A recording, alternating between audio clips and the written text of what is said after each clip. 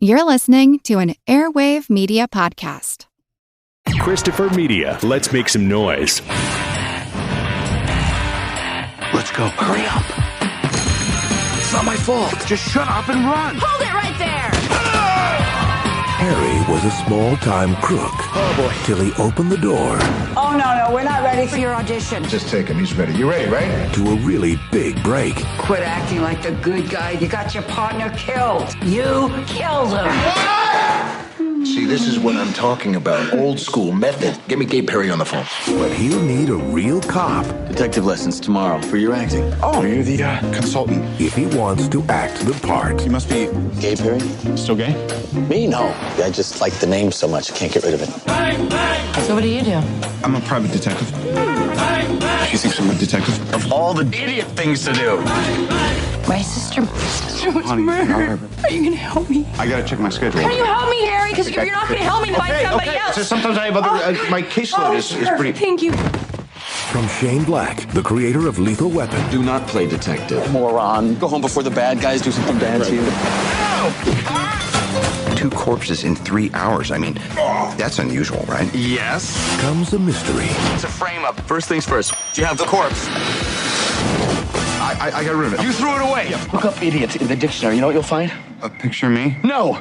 The definition of the word idiot. Ow! That starts with a kiss. Why'd you lie to me? It was an excuse to stay around you, so I think. Ow! Did I just cut off your finger? Yeah. It's on the floor. Pick it up. Pick it up. And ends with a bang. Where is the girl? You put a live round in that gun. Oh, yeah. There was like an 8% chance. Who taught you math?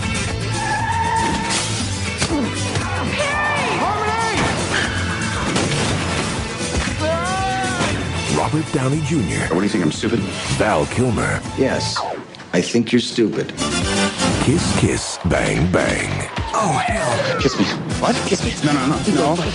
No.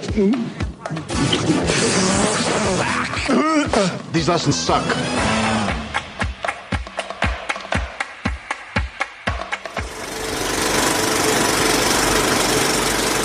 Welcome to the Projection Booth. I'm your host, Mike White. Joining me once again is Mr. Jedediah Ayers. That's me, Twitter war notes, standing next to punk rock Steven Seagal. Also back in the booth is Mr. Andrew Nettie. Okay, you've got 30 of my fucking seconds. Thrill me. On this special episode of the Projection Booth, we are talking about Shane Black's Kiss Kiss Bang Bang.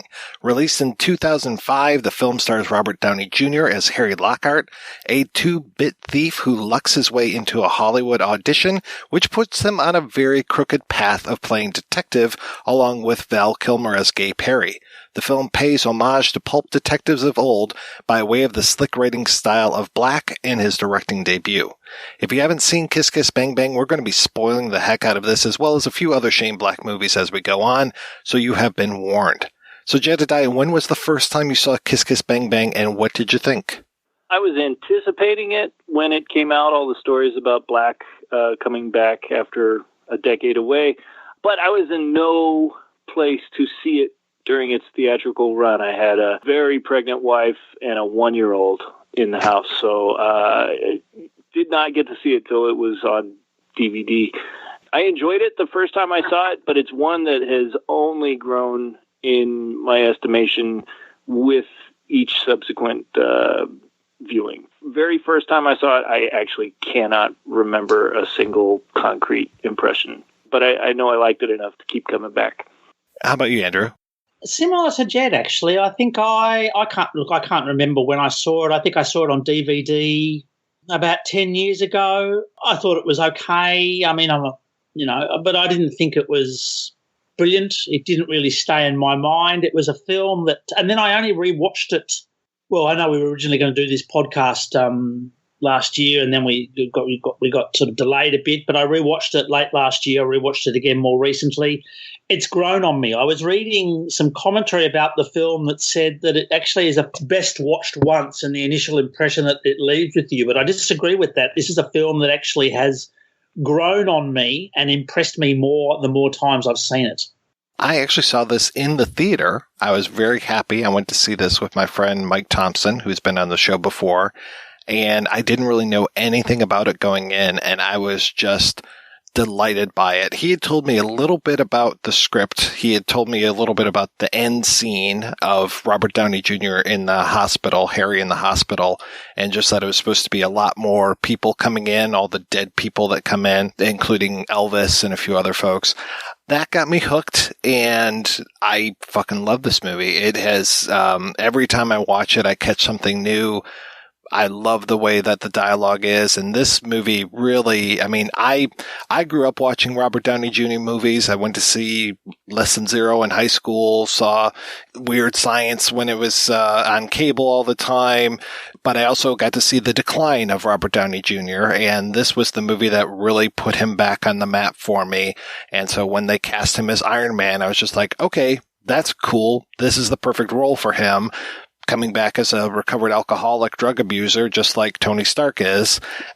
I knew that he had the chops just because even though this movie is not ad-libbed, it always feels like everything that Robert Downey Jr. is saying is ad-libbed. He's just got that ability to make everything seem like he's just thinking it up on the spot. It's fantastic in that way.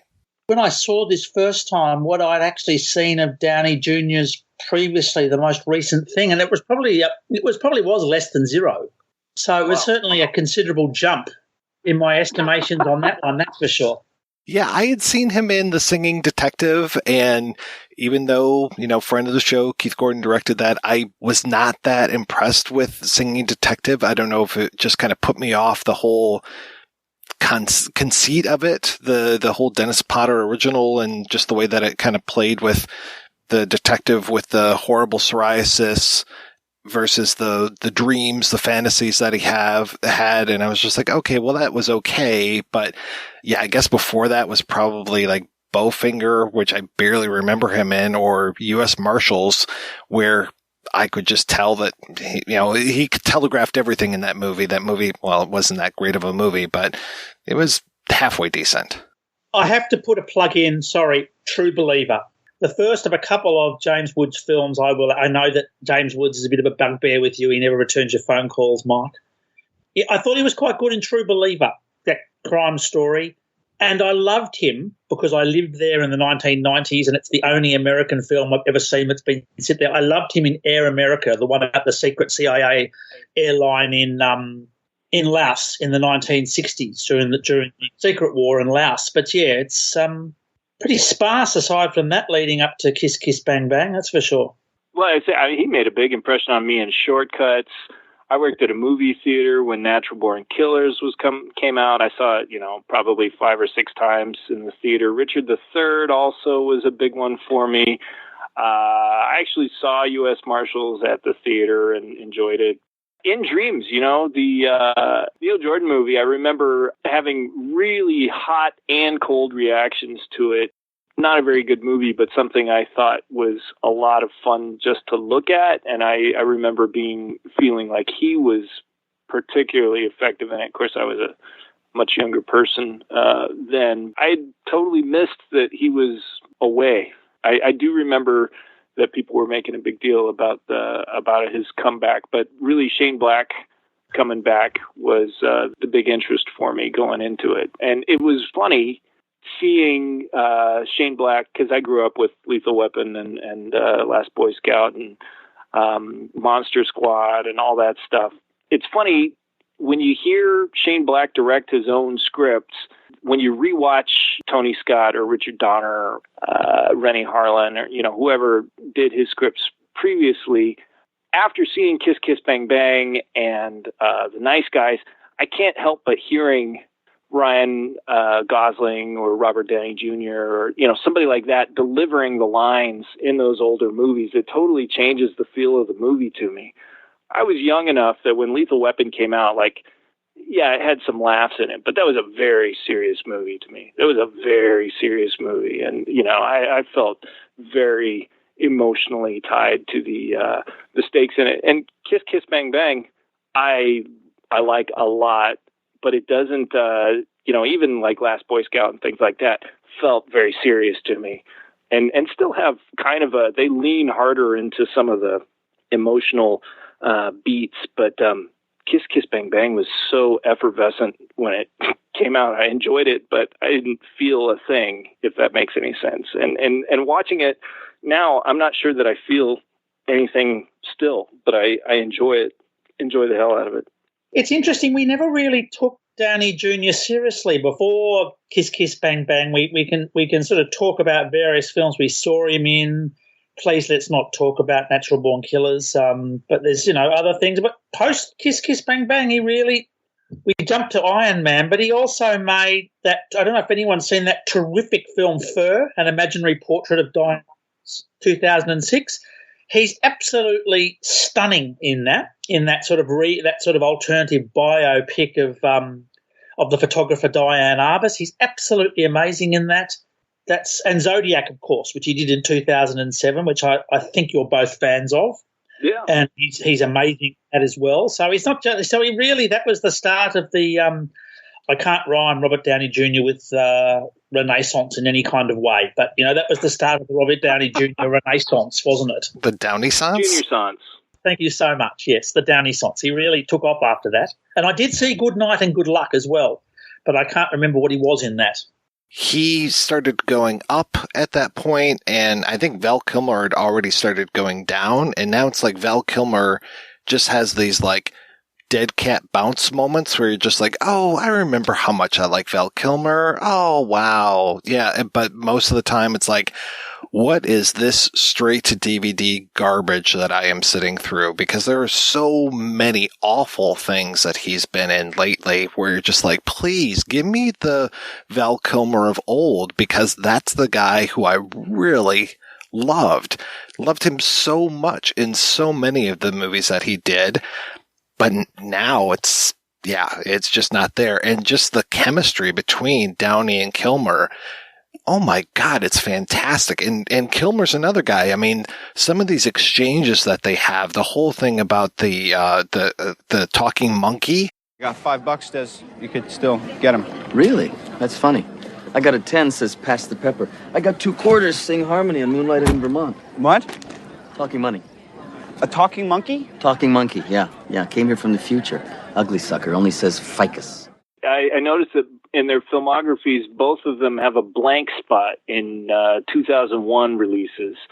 So, that's an astute observation that Downey Jr. begins his ascension there. And really, when you're talking about percentage of quality projects, Kilmer definitely goes down afterward. But, just the year before, in 2004, he'd done David Mamet's Spartan, which I love that movie. And, terrific film. Yep. And it's another very precise, very stylized, yet completely different dialogue-heavy movie, that he is nailing.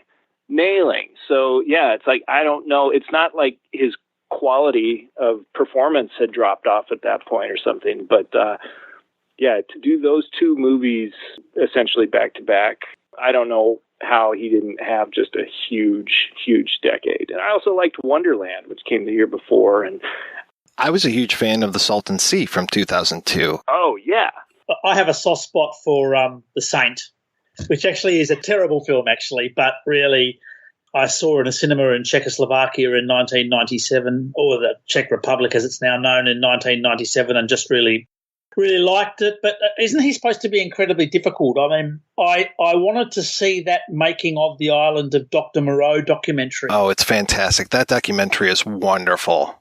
Yeah, I didn't get a chance to look at that, but I mean, he and Brando apparently single-handedly sabotaged that entire shoot. So I think that was the start of his decline, wasn't it? As a in terms of his career, but also in terms of people wanting to work with him, I thought.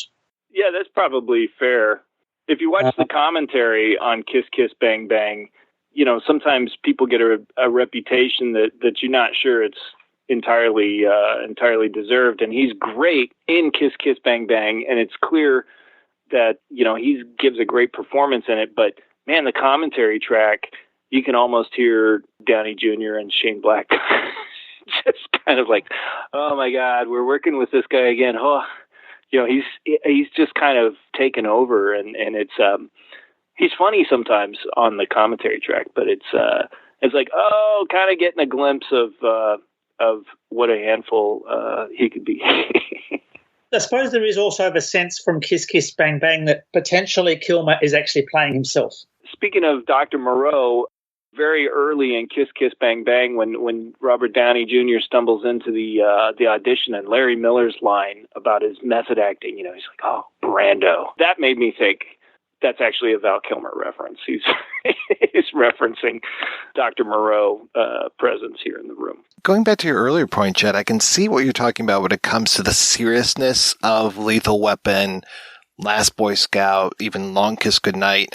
Just that there are those moments like fucking Riggs with his gun trying to commit suicide in his the trailer by the ocean, or when I think is it Halle Berry that dies in The Last Boy Scout, and just those really, really super serious moments. And you do get comedy mixed in there, but it's not that kind of whiplash that you get in Kiss Kiss Bang Bang, though I appreciate it. It's like almost every time there's a gunfight or violence, there's the immediate laugh afterwards. So it kind of keeps you off balance, but you're going to go back to the laugh eventually. So it never feels too dark. Like those moments of darkness that are with you throughout Lethal Weapon we never get as dark as that.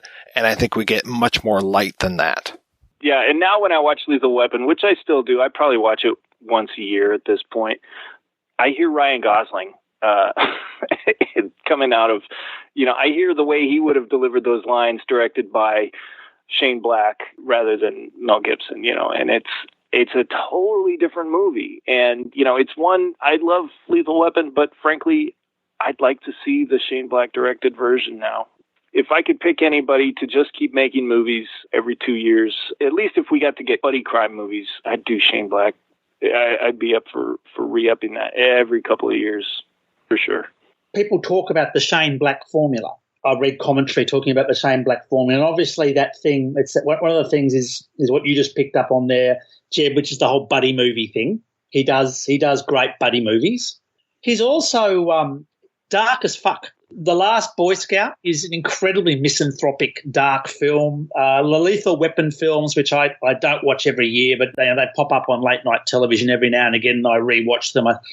They're incredibly dark. And actually, this film, Kiss Kiss Bang Bang, despite its sort of humor and the fact it moves really well and it's a really beautifully put together film, God, it's dark as hell. I mean, when the Russian roulette scene, where Downey Jr. is doing that, and that's a very common sort of scene in a sort of crime film where they basically do that, I'm going to pretend to do the Russian roulette with you and I'm going to get you to, I'm the bad guy, one of the goons, and I'm going to get you to confess what you do. I want you to picture a bullet inside your head. Can you do that for me? Fuck you. Anyway, that's ambiguous. Ambiguous? No, I don't think so. No, I think he means that when you say picture it inside your head, okay, is that a bullet will be inside your head or picture it in your head, like form an image? He's got a point. I don't know anything about a girl, seriously. I was bluffing. You know what? I think that you are bluffing right now. Harry, what are you doing? Well, what I'm doing for the guy who likes to bluff is I'm playing a little game called Am I Bluffing? Huh? Where is she? Where the fuck is Harmony? Harry. You want to play hardball? I can do that. Where is the girl? What did you just do? I put in one bullet, didn't I? You put a live round in that gun. Oh, yeah. There was like an 8% chance. 8%? Wasn't it just 8? 8? Yeah. Who taught you Maybe math? it was more. I don't know. There's a fairly high body count. The whole sexual abuse subtext in this film. There's a darkness in it, as well as those incredibly light comedic sort of things. And I think that's one of the things I really, thinking about Black, he really treads the line so much in terms of dark and light and so much in terms of things you think, oh, that's a bit hardcore, and then it just moves so quickly. You sort of either you just move on with it or you just think, oh, and then something funny happens immediately after. I mean, and there's a lot in this film too. It treads the line in terms of, offensive or politically correct, incorrect sort of stuff. The whole thing about the faggot gun. There's there's a lot of the banter he has with Gay Perry. it's kind of subversive, but it's dark as well, and you're thinking, I don't know what to make of that. But then the film moves. He has this. He doesn't dwell in it; it just moves so quickly that you move on to the next thing, sort of. Yeah, it's very, very fast paced. It's like those dark moments don't even really get a chance to land sometimes because you're immediately off to the next thing or the next laugh. Talking about Black, I think one of his major themes across his body of work, I'm about to put my foot in my mouth, I feel like, but I can't think of any kids in Kiss Kiss Bang Bang. But throughout his filmography, in the projects he writes and the ones he directs, there's often children in there, and they represent, especially in like The Nice Guys, it's much more explicit, but it's children being exposed to terrible things when they're young.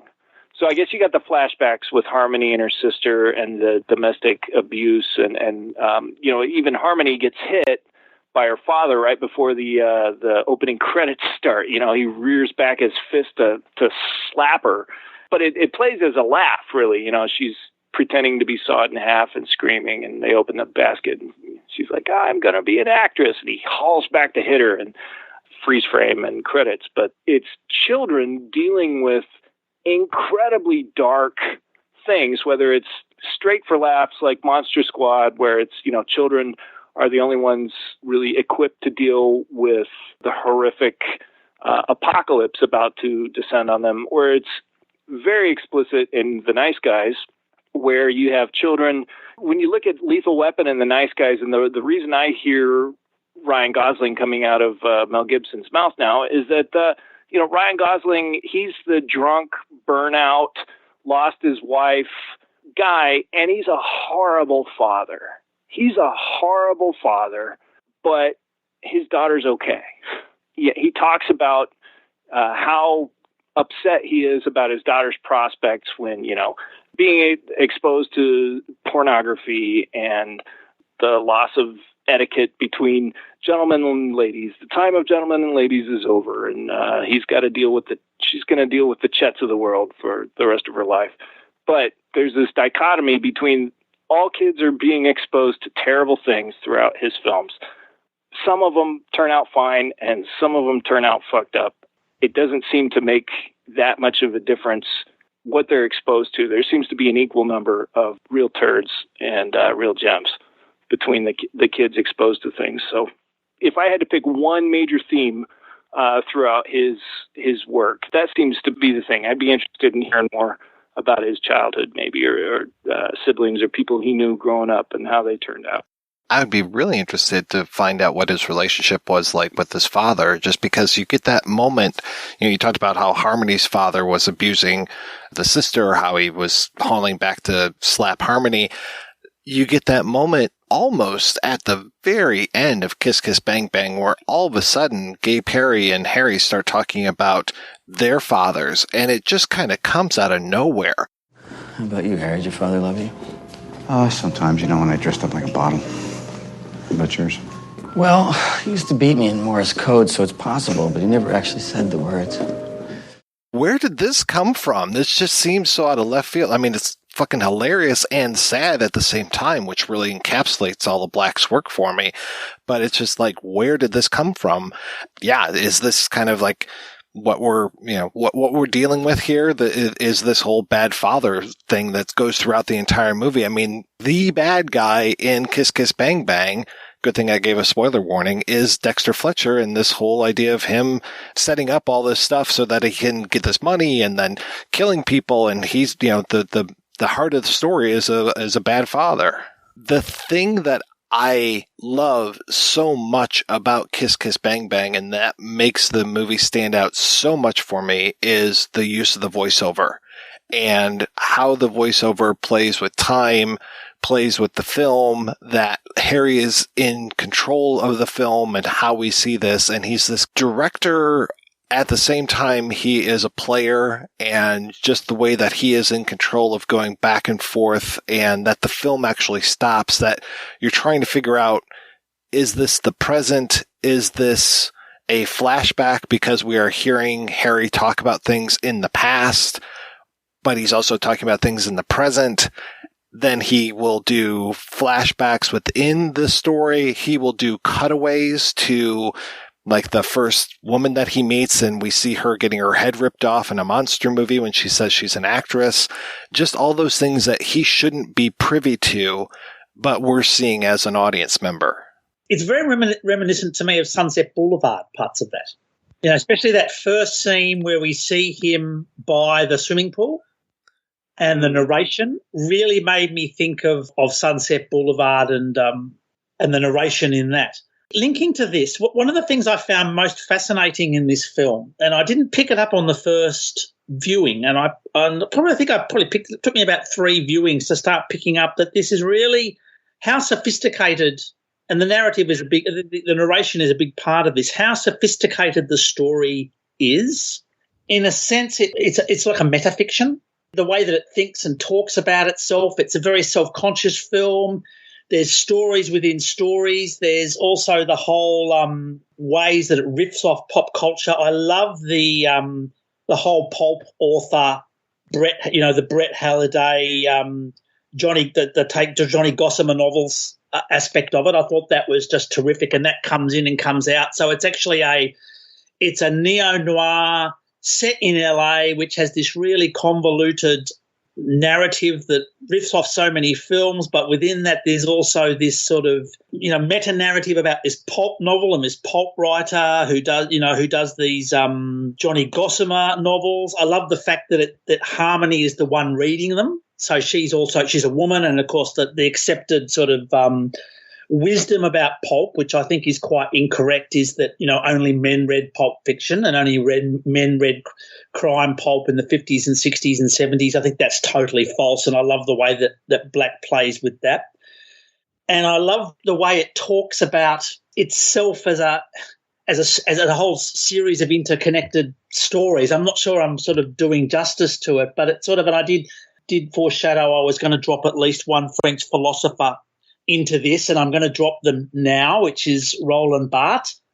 I love the way early on they're talking about Harmony loving the Johnny Gossamer novels, and she says, and this is Downey's narration, before he died, the guy who wrote the book said Johnny Gossamer was a joke.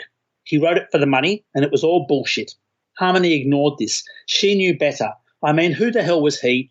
He was just a writer. It's almost like Black. I don't know how philosophical a cat Shane Black is, but it's almost like he's mainlining sort of French literary critic Roland Barthes' The Death of an Author, talking about the way that the writer and their creation are completely unrelated, and that the actual creation, the writing, can have a totally separate life and be interpreted in totally separate ways to the actual author that wrote it. There's a lot going on in this film in terms of the narrative and how it's all put together.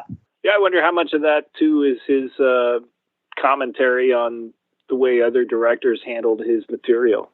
Like, oh, yeah, I wrote it, I put all this into it, but it didn't turn out the way, what do I know? I'm just the writer. They would have been very different films if they had a single author. He starts by the pool, very Joe Gillis. He introduces us to his life back in New York, and I'm not sure how much time has passed between when he was in New York, breaking into a toy store to get a toy for his unseen kid, versus I think he was supposed to get Cyber Agent, but he was getting Proto-Cop, and then Proto-Cop, the actor in the suit, breaks into Harmony's house. And that's definitely at Christmas time, because he comes in, Proto-Cop comes in and is eating rather than milk and cookies, it's cookies and beer. And I'm imagining it's Gennaro beer that he's got right there. And I'm wondering, is this like the previous Christmas? Has it taken us that long? Because, of course, that's the other Shane Black thing, is everything has to be set at Christmas. And it's just such an important time of year for him, apparently. And that, is this the previous year, or was it just a few weeks that happened between when Proto-Cop breaks into Harmony's place and when she's at this Hollywood party? I think it's a matter of days. Days? Okay. Larry Miller got him out there right away then, it sounds like, and I love that this whole thing when Perry reveals to him that he is just out there to drive down Colin Farrell's price. There was a plot point pretty much like a season-long plot point in the first season of Entourage, which had just come out. And I think maybe Val Kilmer had been in a little bit, but and it was about Colin Farrell, about the main star of Entourage. Was his whole struggle to get a movie made was really about outmaneuvering Colin Farrell for a role, which I don't know. That stuck out to me because apparently I think that's very brave of you, Jed, to actually admit that you watched Entourage. I did. And the other thing too was that Kilmer had just been in Alexander with Colin Farrell as well. That's a terrible piece of crap. It is a terrible piece of crap, yes. All right, have me on the Alexander episode. Well, are we talking about the director's cut or the cut that I saw when I went to see it at theaters? I don't care. Okay, all right, sounds good. It is very smart, this whole Johnny Gossamer thing that they have in here, and that there are all these callbacks. That we actually have chapters to this movie that we've got the days being named after things that Raymond Chandler wrote, which is so nice that you have these like Trouble Is My Business, The Little Sister, The Lady in the Lake, Farewell My Lovely, and that each of those actually plays into what's happening in the movie. It's not just a throwaway, look at me, I'm clever kind of thing, but you actually do have A Lady in a Lake. You are talking about A Little Sister. So it is very smart the way that he does that as well. And that's one of the other things that I like about this movie so much. It's not just being clever to be clever. It's not just throwing in those references that we get if we watched Entourage or know about Alexander, that it's very smart. Tarantino does this as well. But I feel like Black is cleverer about it than Tarantino is, certainly in this film. You know, the way it with the Tarantino films, you know, he drops something in there and bang, it's very obviously dropped in, and we all sit around and we go, oh, look, that's been dropped in. Isn't that interesting? But Black just throws so much of this stuff in there, and it flows really beautifully. I mean, as you say, there's the homage to Chandler in terms of both the story from the big, you know, from the title headings, you know, the chapter headings, but also the way it riffs on the idea of PIs and things like that. There's the homage to Sunset Boulevard at the beginning. I think there's the name Kiss Kiss Bang Bang, which is Pauline Kael's 1968, you know, collection of film criticism. But there's also, you know, Kiss Kiss Bang Bang, which was the name a Japanese journalist gave James Bond. There's a lot in there, and Black doesn't sort of dwell on it, or it's not there. It's great. My favorite of those Chandler callbacks is Farewell My Lovely, because that chapter is the one, or rather that novel is the one that deals with, you know, that Marlowe gets thrown into the booby hatch, the asylum, you know, the sanitarium. Twist is handled in that chapter. I liked that a lot. That was really nice. And yeah, it got me really thinking about the way that asylums are used in Pulp Fiction, and just that it always seemed to be such a position of powerlessness, that it was always like so many of the detectives were fighting against City Hall, and once you were thrown into the booby hatch, that was it. You know, they had won. I remember specifically, I think it was either the second or third John D. MacDonald book when Travis McGee is thrown into the booby hatch, and it was so similar to what had happened to Marlowe in Farewell My Lovely, aka Murder My Sweet, when Dick Powell was in it. And yeah, it's just those. I'm glad that they didn't get trapped in there, but that whole idea of being able to stash that daughter, the fake daughter, and that she was, or actually she might have been the real daughter, and some of those things too. Talk about Chandler-esque. We think we know how the story is going, and they even, quote unquote, solve the mystery at one point, and then Gay Perry at the end is just like, yeah, no, you're wrong. What we thought was not it, and then he re-explains things. And they even have a moment, I think it's about an hour into the movie, where they stop and recap the whole plot and talk about what's going on. And they don't call attention to it, but they do have this moment where they're just like, okay, well, this is happening and this has happened. And they basically put everything together in case you're not following along with it. They feel like it's the end of the movie. We were talking about references before, and one of my favorite references in here, well, it's both a reference as well as one of those narrative moments where Harry actually calls it out and says, "Why was that in the movie? Gee, you think maybe it'll come back later? Maybe? I hate that. A TV's on talking about the new power plant. Wonder where the climax will happen. Or that shot of the cook in Hunt for Red October." So anyway, sorry. Be hard-pressed to think of a film which has got so many meta-narratives going on than this one. It really, that talks about it more talks about itself as a sort of product more overtly than this one does. Is it future casting, or is it, was Michelle Monaghan already cast in Gone Baby Gone when she was doing Kiss Kiss Bang Bang? Because her name, of course, in Gone Baby Gone, which is based on the books by Dennis Lehane, is Angie Gennaro. And she's the spokesperson for Gennaro's beer in Kiss Kiss Bang Bang. That always stood out to me because I think, really noticed her in Gone Baby Gone when I was like, oh, who's this person? And I was like, oh, yeah, I'd seen her in Kiss Kiss Bang Bang. But she's always tied to Gennaro in my mind for that reason. I kept thinking, well, wait, didn't Black write Die Hard? And I know he didn't, but I keep thinking of Holly Gennaro. Every time they say Gennaro's beer, I think of Holly Gennaro. I missed you.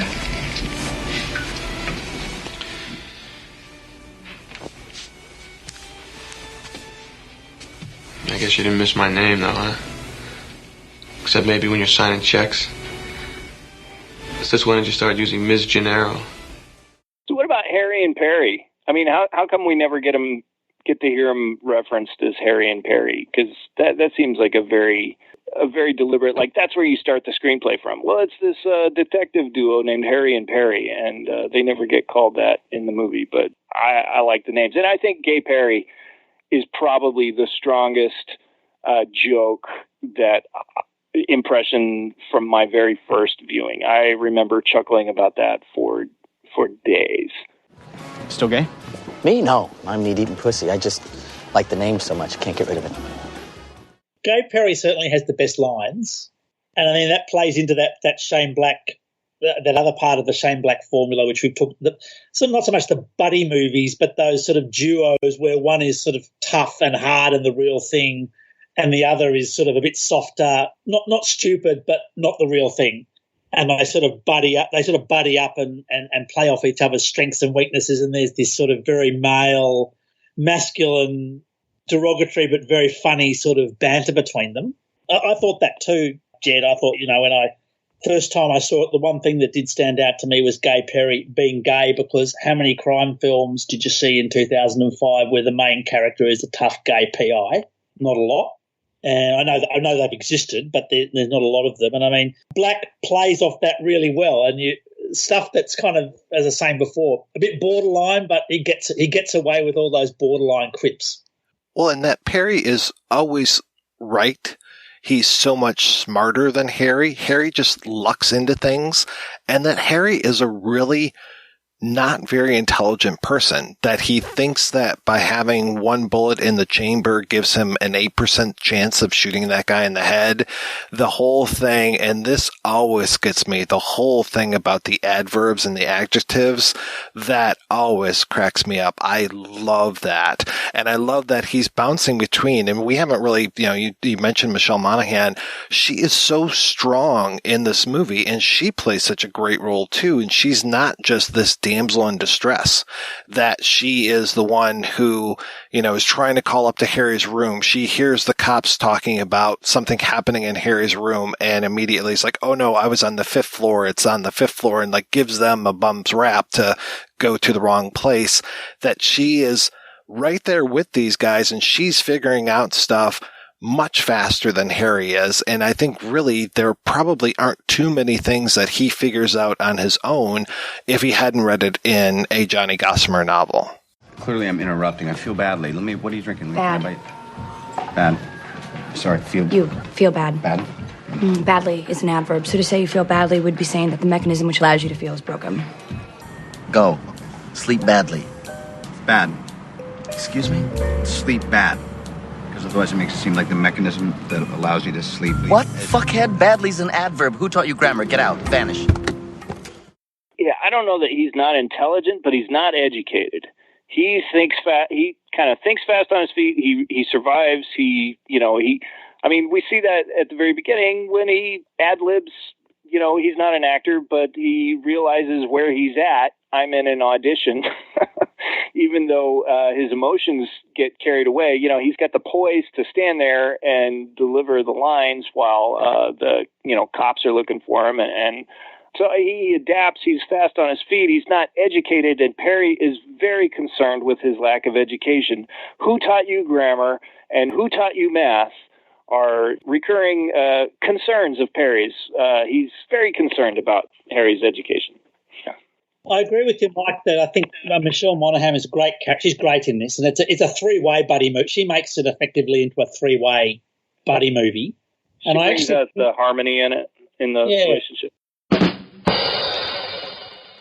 And I actually think it's one of the few things that jarred with me about this film is at the very end, we don't actually see her. She's written out. So they have that scene where Downey Jr. and Val Kilmer's character get to have the final last-minute banter, but we don't have any sort of conclusion for Harmony's character, which kind of pissed me off a little bit. That was the only thing about the film that kind of really annoyed me. I think that was a write-in. That wasn't in the original script, right? That was like a pickup day, just kind of riffing on things after some studio notes or something. It looks strange. I've always been very not concerned, but I've always been interested in the end of the movie. First off, the scene of they all three go back to Indiana for the funeral, and then it is Perry who comes in and yells at the dad. And it's like, oh, okay, or slaps the dad around, I think.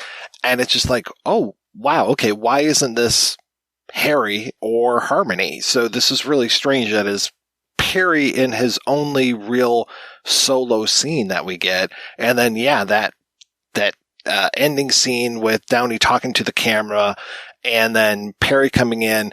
And this looks like Val Kilmer maybe 50 pounds heavier than he was in the rest of the movie. And I'm just like, okay, was this the first day or was this, he's already like getting ready for something else? Or how many months after the rest of the shoot was this? And this isn't me making fun of Val Kilmer's weight. He goes up and down for different roles, but I mean, he just looked really chunky in that last bit. And it was like, okay, well, when was this shot? Around the time of Alexander, maybe. Yeah, right. And he had the beard and everything. The ending is strange in many respects. I agree. It doesn't. I don't think it quite works. And I thought that too. I agree, Mike. That whole thing about why is it Perry that slaps around? I mean, the dad deserves to be slapped around, but the question of who's doing the slapping is an interesting one. Well, was it because Downey Jr.'s character was too light to do it? Michelle Monaghan was too frothy, bring in the tough guy. I mean, he is the tough guy of the film. Sorry? It's there. It's there in the scene where I think it was there to give him underline that the whole conversation that Black has throughout his films, but also very much in this movie about masculinity and screen masculinity and casting, the tough guy as, a gay character. And the father, the abuser, who should have been the protector, but he was the abuser, and now he's invalid basically, and getting slapped around, and he yells at him, "Oh, big tough guy," and Perry fucking yells at him, and he's like, "Yeah, big tough guy," and I thought that was just about putting a sort of exclamation point on all the machismo that Shane Black plays with so much. Very pre-Me Too, that scene. Going back to Gay Perry and Harry's relationship, I just want to name check. Am I the only one of the three who is a fan of a 1991 film called The Hard Way with James Woods and Michael J. Fox? No, the John Badham movie. I love that movie. When Fox is a sort of wannabe, he's an action star, and he wants to basically learn how to play a real cop. So he manages to get sent out to LA, or he's in LA, I think. Gets sent, and he's assigned to this really tough cop John Moss and follows him around, and Moss is on the trail of this serial killer called the Party Crasher, and Stephen Lang, and of course Woods. Yeah. At Woods, it's misanthropic Woods at his best. He hates fucking what a lightweight Nick Lang, Michael J. Fox's character is. He doesn't want any part of this. And they have this whole – it's a very similar sort of dynamic to the Gay Perry and Harry, the Michael J. Fox, James Woods dynamic, the sort of it really reminded me of The Hard Way, which I think has also got a terrific script. Oh, yeah. Well, that was I think Lem Dobbs co-wrote that. Oh, wow. Yeah, and it's a New York City cop. That's right. No, Michael J. Fox is in LA and he flies out to be with a tough New York City cop, and there's so many good lines in it. I mean, it really reminded me of Gay Perry and Harry. And, of course, Kiss Kiss Bang Bang seems like a very New York, L.A. movie, too, except we're reversing it. It's a New York actor in L.A., and it makes me wonder, of course, because Downey's character is narrating, we kind of feel like the whole thing is coming from his point of view. And so we're like, we're, as an audience, we're in LA, the strange place, when we're actually identifying as New York. But I'm curious because, Lethal Weapon is such an LA movie. Nice Guys is an LA movie. Long Kiss Goodnight is Baltimore, and Val Kilmer's got the Baltimore line in Kiss Kiss Bang Bang. I've been to Baltimore. You went. I think of him as an L.A. writer, but he seems to be identifying as the writer and he seems to be identifying as a New York guy, and what a weird place L.A. is in the movie. So I thought that was interesting. Some of those lines, they feel like stuff that he has probably said at parties. I mean, it's literally like someone took America by the East Coast and shook it, and all the normal girls managed to hang on. Okay, everybody who hates Harry here, raise their hand. See that? Obedient little bitches, too. Fuck you!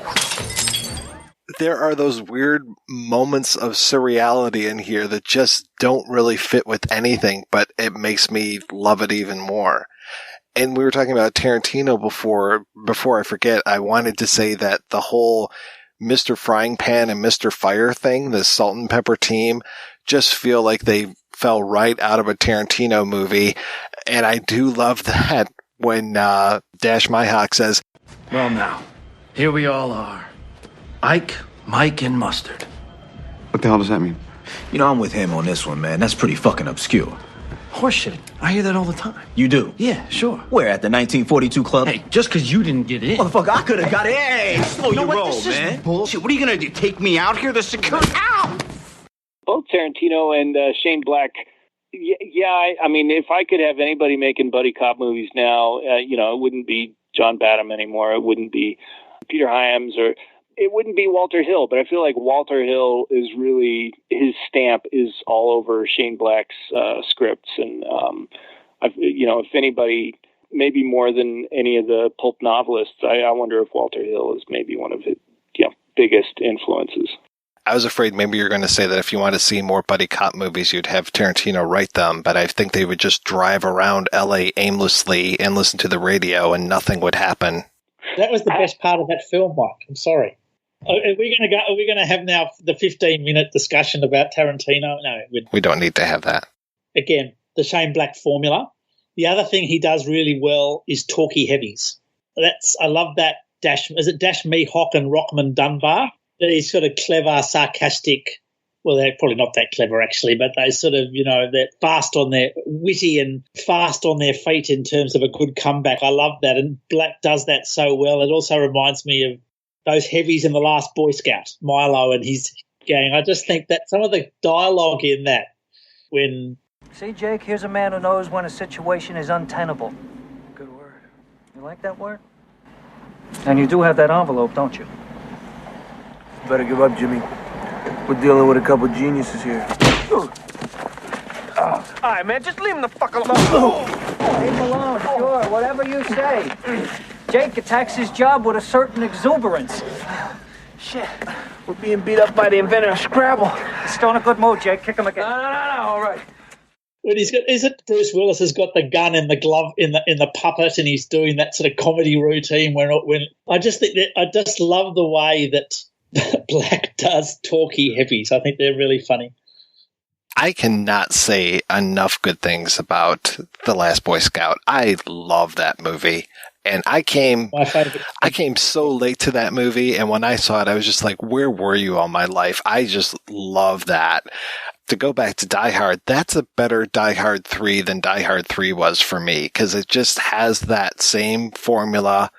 You know, it's got that, I think it's even set at Christmas time, which the first two Die Hards were, and then the third one they break and they go summer and they go to New York, and it's like, no. You got to stay out in LA now. You really need to do that. You need to do it Christmas. You need to have John McClane with a, witty black guy. Yeah, I'm okay. Just keep Sam Jackson in The Long Kiss Goodnight. Give me Damon Wayans over here, and I'll take this, please. But yeah, it is such a great movie. And yeah, Taylor Negron, oh my God, him and just the way that he insisted on calling Joe Joseph. Everything about that movie just sings for me. And then especially that last scene when they are riffing and coming up with the one-liners that you would say in certain situations. Now, this being the 90s, you can't just walk up to a guy and smack him in the face. You gotta say something cool first, you know what I mean? Yeah, like, I'll be back. Yeah, only better than that. Like, if you hit him with a surfboard, you would say, "Surf's up, pal." Yeah, something like that. So what else? Well, there's not much more to tell than that. Water's wet, the sky's blue. An old Satan Claus, Jimmy, he's out there. And he's just getting stronger. So what do we do about that? Be prepared, son. That's my motto. Be prepared. A lot of that feels like those two characters just kept walking and just walked right into Kiss Kiss Bang Bang. I agree with you, Mike. I think it's the most misanthropic of them, but it's also the funny. It's also the funniest. The script for The Last Boy Scout is just, it's got so much in it. My last Boy Scout story is that I was 16 when it came out. Went and saw it. I got grounded for a month for going to see The Last Boy Scout. I was not allowed to go see, certainly not allowed to go see R-rated movies, but I was not allowed to see stuff without getting the clearance. And I went and saw The Last Boy Scout. Got grounded for a month. I thought you were going to say something. I thought you were going to say something like you ended up at a cast party or something exciting like that. But okay. No. Grounded for a month, and I just sat in my room thinking about what a great movie it was, and it was totally worth it. Just like now, sitting in my room, quarantined. That's okay. I'm thinking about how great Last Boy Scout was, and all these. There are a handful of films. The Omega Man is one of them, and The Last Boy Scout is another that I can just watch endlessly. There's a handful of films, I call them my coming home drunk films, and I will put them on and just sit on the couch while I sober up, never get bored with them. I had one question. We talked about how Michelle Monaghan is kind of missing from the end of this film. There's that moment where we see, because we've seen the Gennaro beer commercial one time. We've had references to it a few times. And then we see the Gennaro beer commercial one last time in the movie, but it's a different girl. And my interpretation, and please give me yours, guys, is there's always going to be, it's kind of like that line from LA Confidential, there's 100 guys to come and take your place, but they might not come on the bus. And for me, it's almost like this is the next girl who's in this commercial, and what's her story going to be? But I don't know. I don't necessarily know what to make of this new woman that's in this commercial. No, I'd buy that for $1. That sounds good to me. Yeah, I basically took it as they're all replaceable, and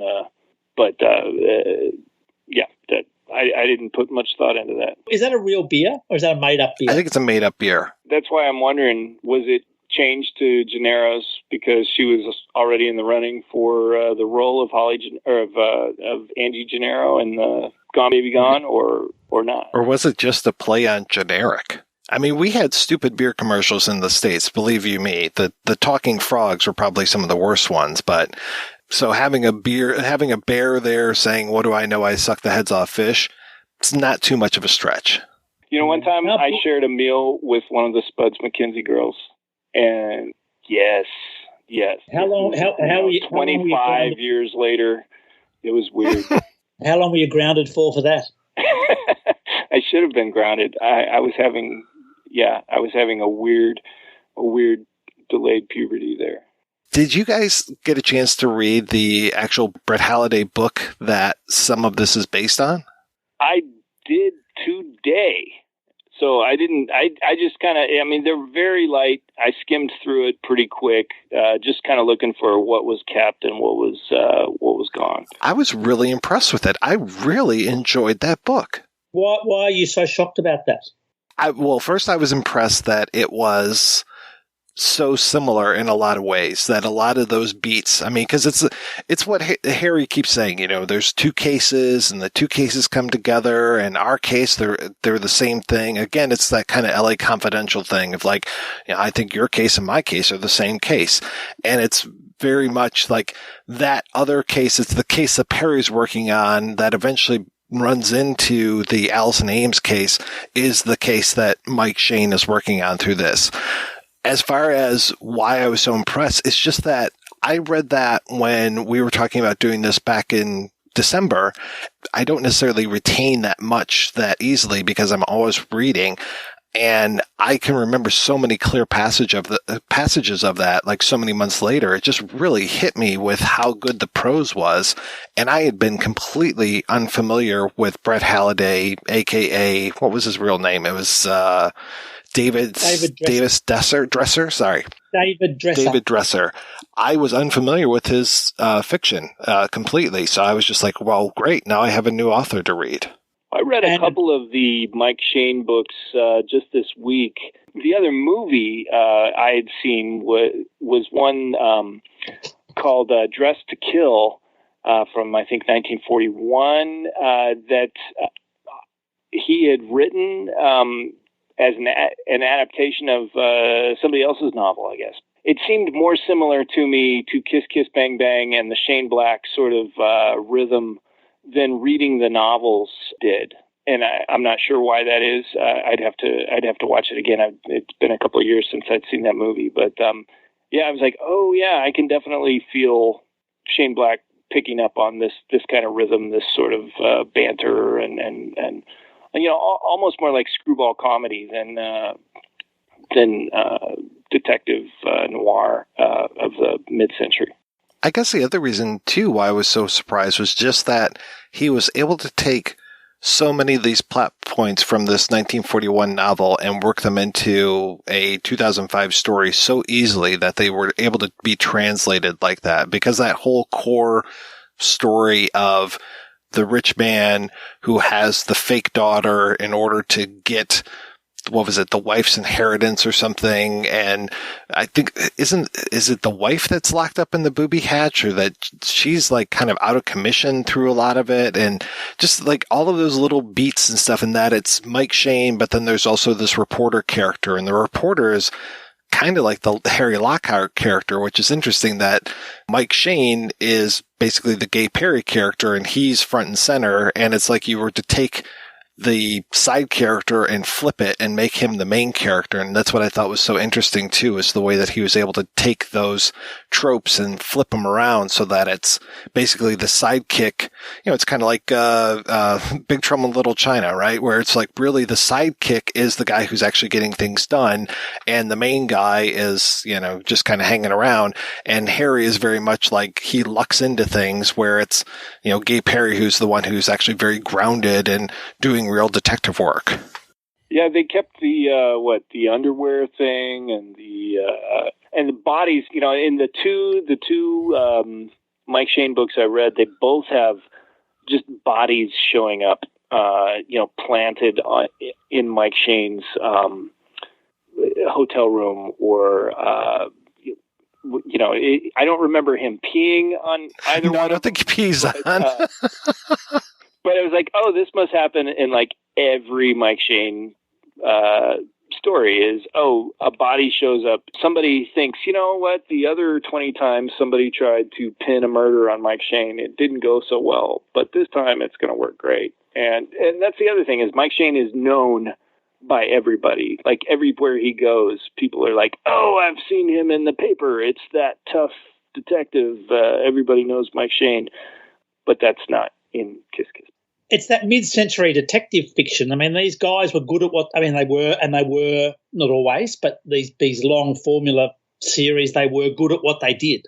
They wrote crime fiction like they put together really well-crafted bits of furniture. All the joins work. It's a good, solid product.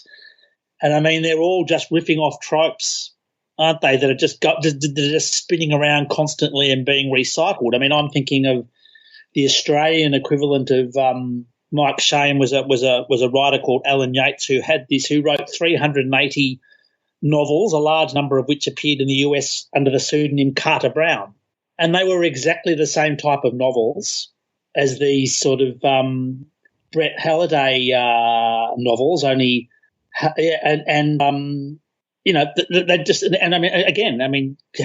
Carter Brown had a character called Al Wheeler, and Al Wheeler was constantly, people were dumping bodies on him.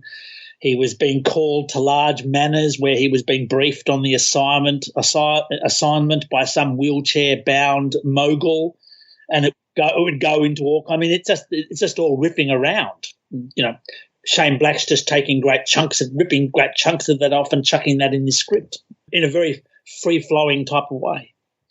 Well, it's one of those times where you are remixing something and coming up with something that is so fresh and so original and feels so new, even though it's based on something else and based on something from, half a century before, but he can give it that fresh coat of paint and really make it his own. It doesn't feel like it's a rip-off or a riff on something. It just feels like it is, here's this core idea that I'm going to take and flip it around and make it my own. So he probably didn't really even need to give credit because he had made it so different than the original. But I was glad that he did give credit, obviously, because there are enough similarities.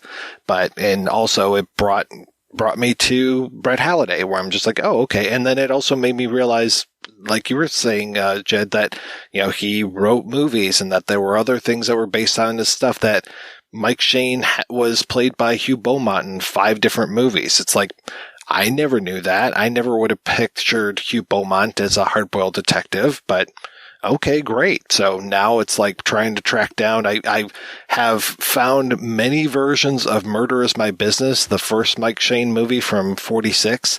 I have yet to find a decent copy of it. Every single time I try to find a copy, it's like the audio is just completely fucked. But eventually I will find one and I will be able to watch my first Mike Shane movie. Black credited, I think, the Mike Shane stuff too, because it's cool, mid-century cool. I mean, and I read somewhere that he also got probably America's most famous paperback cover illustrator who's still alive, Robert McGuinness. He commissioned McGuinness, or the film commissioned McGuinness to do 6 covers. And they're the covers that you see Harmony reading in the various parts of the film. Oh, and those are beautiful. I love when she's looking at those. That's because they're incredibly cool, mid-century styled, and all this stuff had a certain theme and formula to it. Pulp covers, and they're beautiful. And can I just say what a beautiful name Johnny Gossamer is? Gossamer, of course, is like a very fine spider web, which aptly describes the plot of Kiss Kiss Bang Bang. It is crisscrossing. It is dense. You are totally forgiven for not following the whole thing, at least on first viewing. It's Byzantine. I looked it up. I was like, surely that means something. And the second definition I saw was something light, thin, insubstantial. And I thought, well, that's just beautiful. That's because that's what the movie feels like. It is both the spider web of a plot, and it's light, thin, insubstantial, delicate, but it's beautiful. It's wonderful. I love it. And so, yeah, that's another level of a layer you didn't need to know was there to appreciate the film. But, the deeper you dig on all the details, all those choices, there's a good reason for it, and it's delightful to discover it. Do you think that spider was the same one that was on Michelle Monaghan's boob? I mean, Jeb was trying to make a really lovely writerly point then, Mike, and you've just totally made it about smut. A biggie. On that note, let's go ahead and take a break, and we're going to play an interview with writer-director Shane Black, and we'll be right back with that right after these brief messages. This is an American Red Cross blood donation alert. We are currently facing a severe blood shortage during this coronavirus outbreak. Healthy blood and platelet donors are asked to make an appointment to give now. Donating blood is safe and can help save lives. Cancer patients, accident victims, and so many others continue to need life-saving transfusions. So please schedule your appointment now by visiting redcrossblood.org or calling 1-800-RED-CROSS. You can make a difference. It's not easy having a good time, and it's not cheap either. Every week, the Projection Booth brings you a new show, possibly even two, focusing on all genres of cinema. If you've sat through the 7-hour Conan episode, the 6-hour Star Wars episode, or even the hour-long Superbman episode, you know that Mike and his co-host put forth a lot of work into researching the movies, tracking down the interview subjects, and putting together one of the best podcasts on the internet. Now I'm asking you if you can repay all that hard work by giving back to the Projection Booth. The show has a Patreon fundraiser at Patreon. That's patreon.com/projection booth. You can donate as little as $1 a month. That's $12 a year.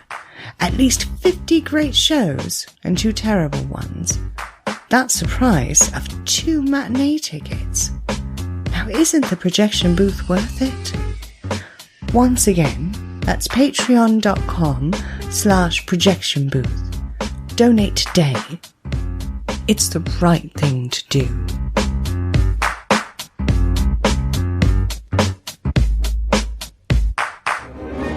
Have a hunger for horror? A yen for Yelp yarns? Then give your blood-curdled bones a boon and tune in to Chronicles from the Crypt. Join sordid slime slingers Casualty Chris and Father Malone as they take on HBO's groundbreaking television series Tales from the Crypt. Here's what the rotting and rancid rabble are saying about Chronicles from the Crypt. Tune in to Chronicles from the Crypt. You have nothing to lose except your life.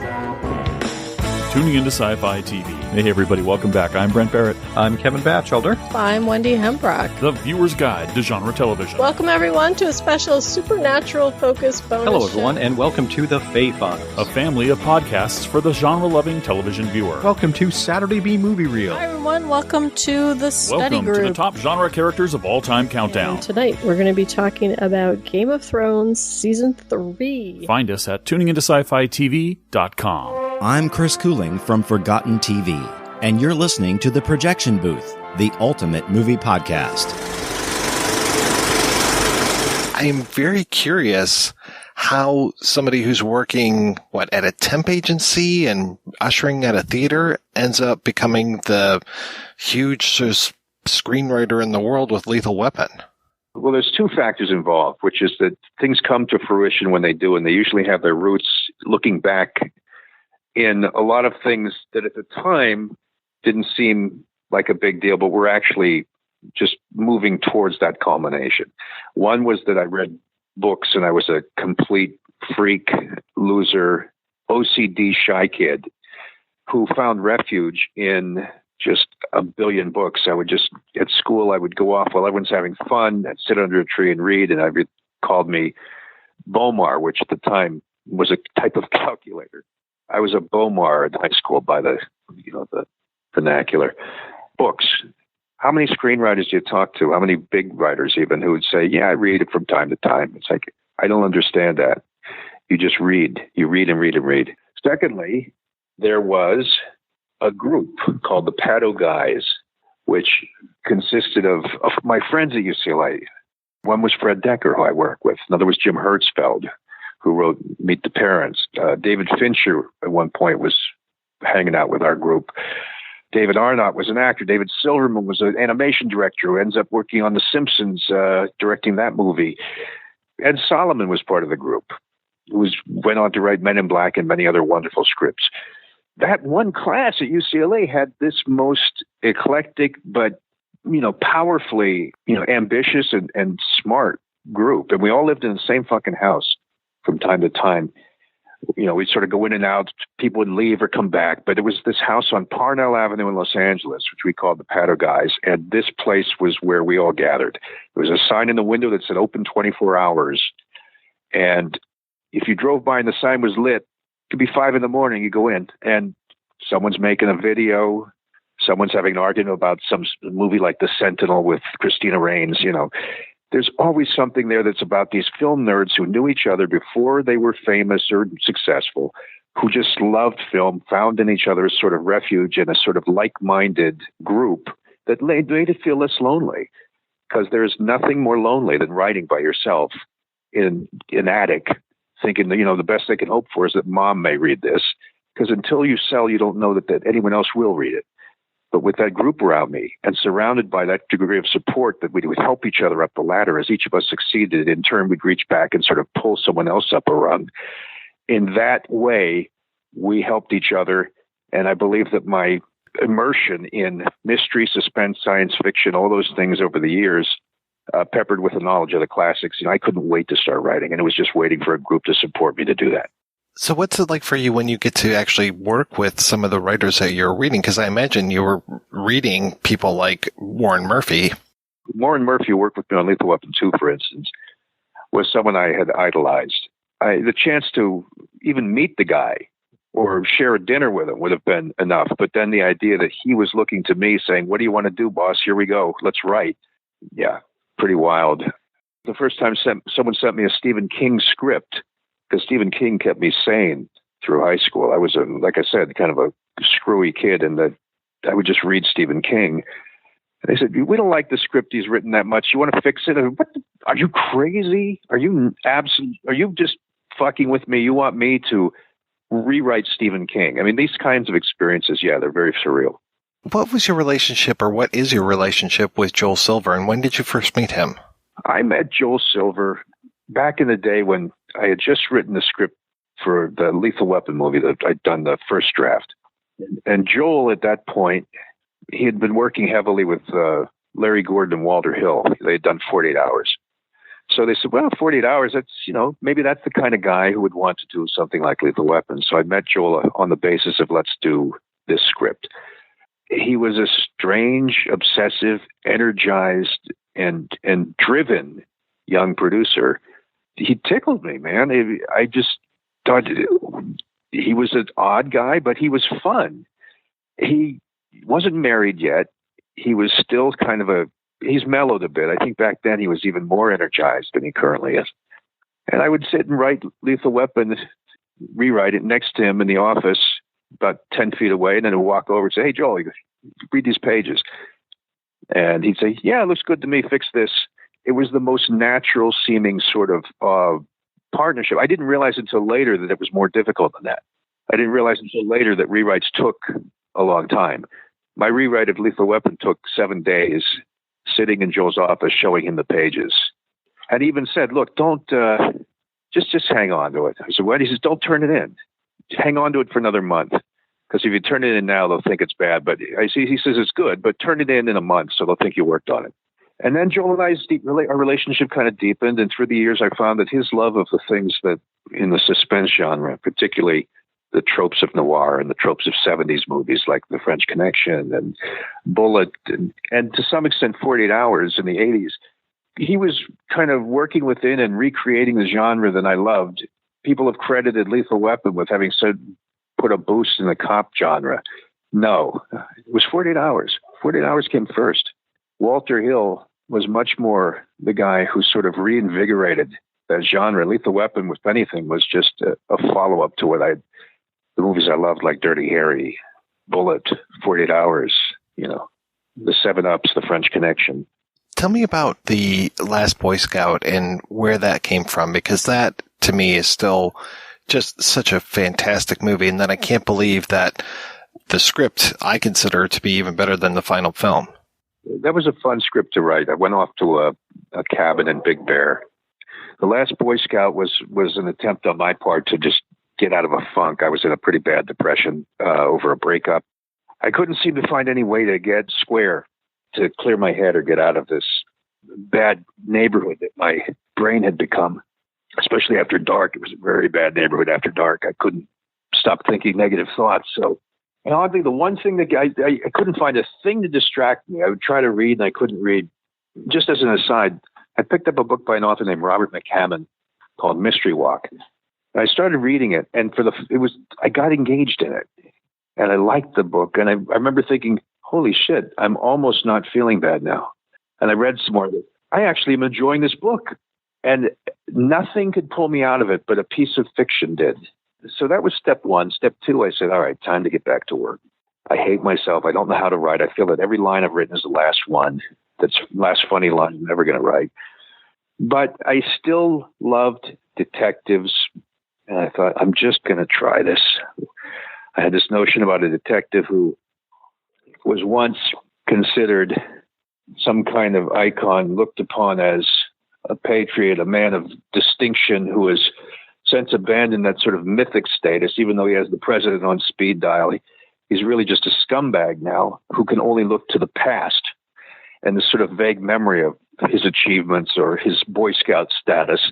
Team him up with a football player who was once an icon, who was busted for drugs and lives essentially in a disgraced state also, and take the fallen angels and make them into something. And that was sort of the genesis of it. And I went away to a cabin and typed and typed. The worst part when you're writing is when you think that it might work. Because for a while you're writing thinking, I hate myself, I can't do this. And then you're thinking, well, this is an interesting problem. And you start to replace fear with problem solving. Something momentarily distracts you is in that moment vaguely more interesting than your own fear. And so then you follow that and it becomes writing. Then I started halfway through and I thought, oh, this could work. God damn it, what if I fuck it up? I kept going. And I actually felt good. For the first time I finished the script, I thought, I liked that. And boy, I was really depressed. And how great it was that I could do this and fight my way out of what I thought was a absolutely crippling, irretrievable depression. And then they made the movie, and it was okay. They wanted a big action ending with a stadium and a helicopter. I gave them that. If you'd ask me what I think of the script, I'm more likely to say I like the first half, when it's still wide open and still full of ideas and stuff. And there's an iconic scene which I like, which is when Joe Hallenbeck, the protagonist, is sitting in a chair and he says, if you hit me again, I'll kill you. I always like that scene. I'm awake. You nearly broke my wrist, man. Marla warned us to watch out for this guy. Now, fuck that. Fuck you, fuck that. Look at him, he's nothing, guy's a piece of shit. You got a cigarette? Cigarette? Yeah, sure. Yeah, cigarette. You got a light? Yeah, got a light.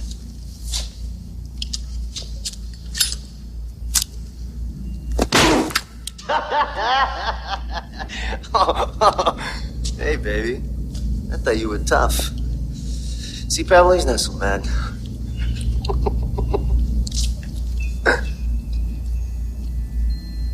You seem to have dropped my cigarette. I have another.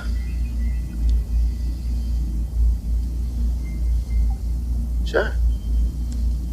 Sure thing, buddy.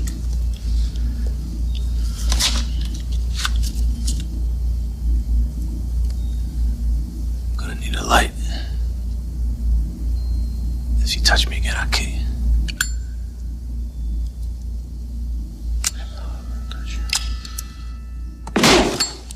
Boom bap, baby! Oh, baby! 2 for 2. We got a 2 for 2.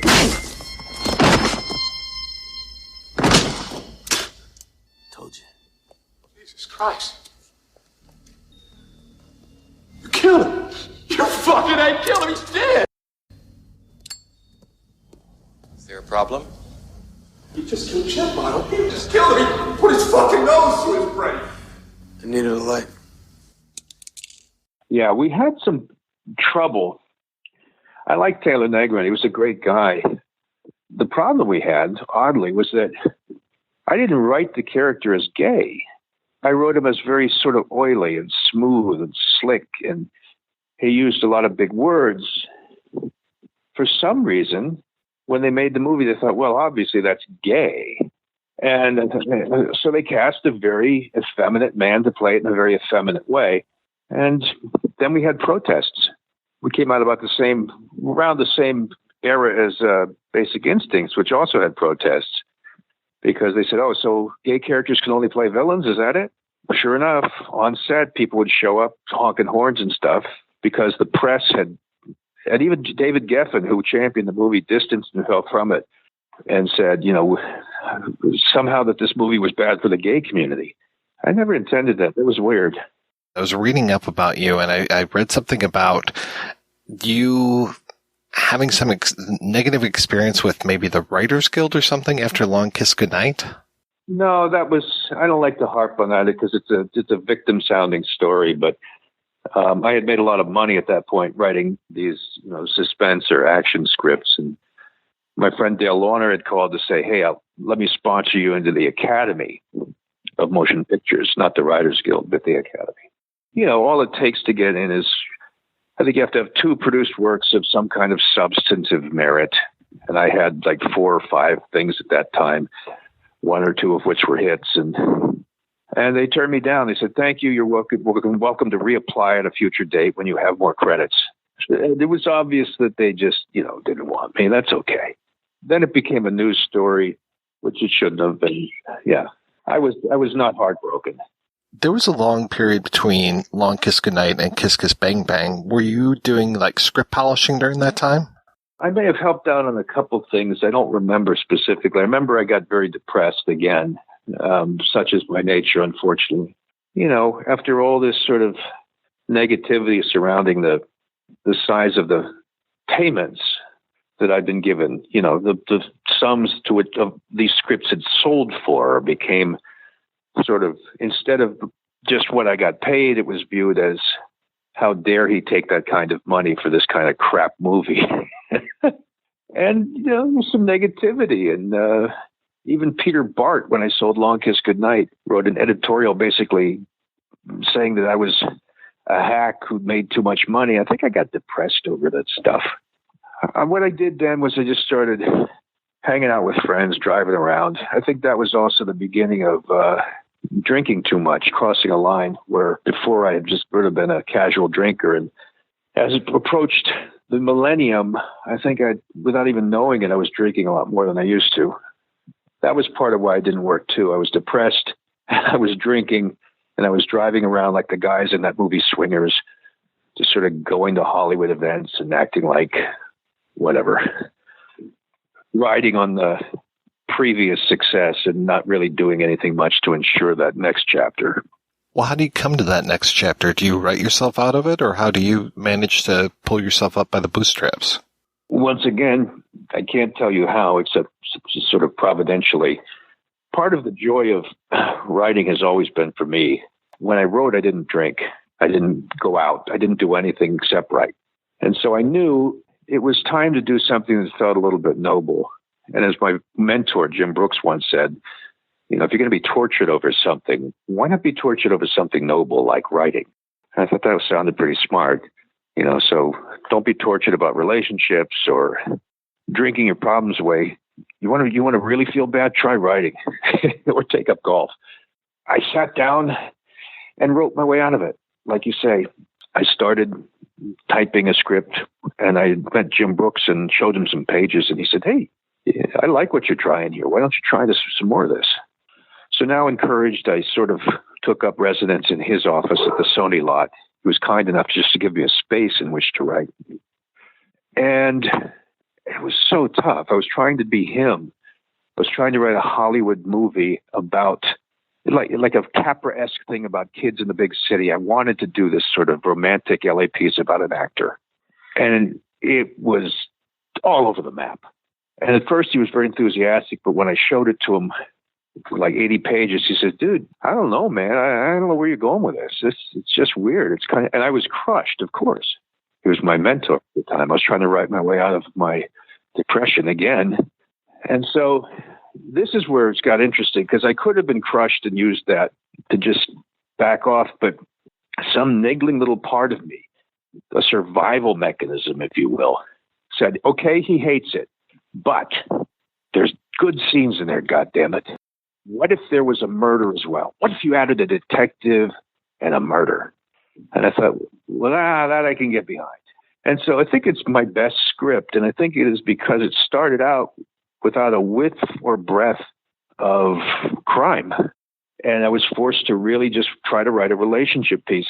It wasn't the greatest, and it was structurally flawed, but when I added the structure of a murder mystery to it, now I could write it. And so it's sort of this weird amalgam between my first attempt to try to read Jim Brooks, which was a failed attempt at a relationship comedy, followed by me turning it into a murder mystery. Well, you've got a couple relationships in there. You've got the relationship of Harry and Harmony and then Harry and Perry. I love the back and forth between all of those characters. The first draft was just Harry and Harmony. When I did the murder mystery version, I added the gay detective character, and that's when it lit up. And other themes began to emerge, like the idea of, you know, myths and knighthood and living up to iconic expectations and fooling people into thinking you're filling shoes that you can't possibly fill.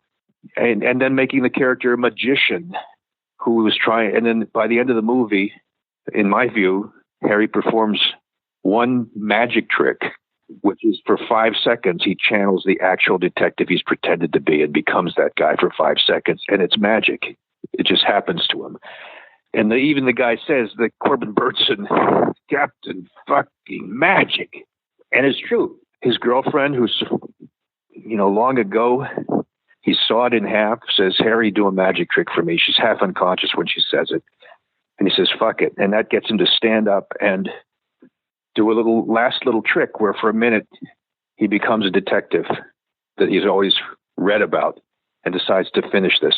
When did you first start reading the Brett Halliday books? I read the first Brett Halliday book called Die Like a Dog when I was 9 years old. Got it from the local public library in Freehold, New Jersey. And over the years, I read many, probably read all of the ones that Halliday himself wrote, and then he turned over to some ghostwriters. There's such a nice mix of him and then Chandler in there as well. It just all seems to come together. Well, that's the trick, isn't it? It's all chaos until it comes together. I knew I had a love of Chandler. I loved the Mike Shane, Brett Halliday books. I wanted to do a Jim Brooks relationship movie. I loved those. There were so many elements swirling. When it clicks, it tends to click all at once. And the mind is doing this work behind the scenes, I believe. I think the subconscious, over 2 years of trying to write this, was, while I was sleeping, it was sifting all these things and saying, how does this become one shape? How does this become one shape? And it's the one that assigned a Chandler chapter to each movement in the story. It's the one that gave Harry the background as a child magician who then sort of this loser in high school. It added the detective character and the friction between him as this sort of homophobic guy and this partner who was he was a corporate and very powerful man who breaks jaws and just happens to be gay. All those elements swirled and came together in the subconscious and then assembled over the course of 2 years. Is there much of you in Harry? I don't think any one character in a given script represents me or the author. I think what happens is, say, if you write a script about a curmudgeonly old guy who's arguing with this sort of idealistic young hotshot, well, obviously that's a conversation that you're having in your own mind between the party that's pragmatic and wants to, you know, be realistic and give up, and the part that's hanging on to and clinging to that sort of idealistic hope. The fight that they're having is a fight that your own brain is having. I think you're both those characters. I think that if you write about a gay character, part of you is gay. I think if you write a woman character, then you're accessing your feminine side. I think that there's just everything in us fighting, and writing is the ultimate conversation we get to have between all the different facets of ourselves to which we assign names. And I think we're every character. So how do you go from writing this thing to actually directing your first feature?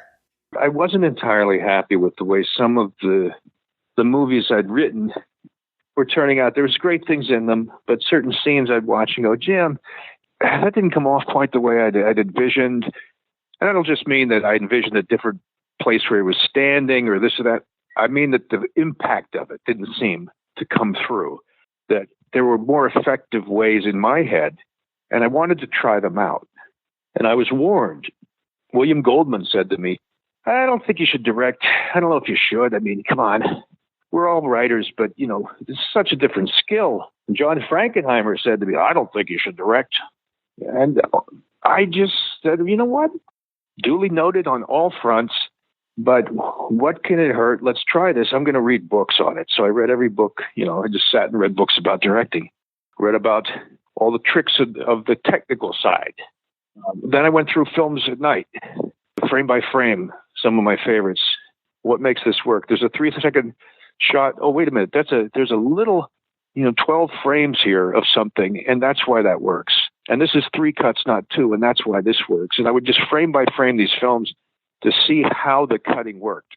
And then I went to Joel Silver. And Joel, he was the only one in Hollywood who was willing to give Kiss Kiss Bang Bang a real shot. He didn't want to change the script. He didn't want to mess with it. He just said, let's do this. He said, we did, the black detective or the white detective and the black con with 48 hours, crazy guy and sane guy and Lethal Weapon. He says, this is straight guy, gay guy. He says, I love it. Let's do it. And he championed me to the studio, who really didn't care because it was only a $14 million budget. And they trusted Joel. And was there any hesitation as far as casting Val Kilmer and Robert Downey Jr., who are, as far as I know, at that point, they're both seen as kind of volatile personalities?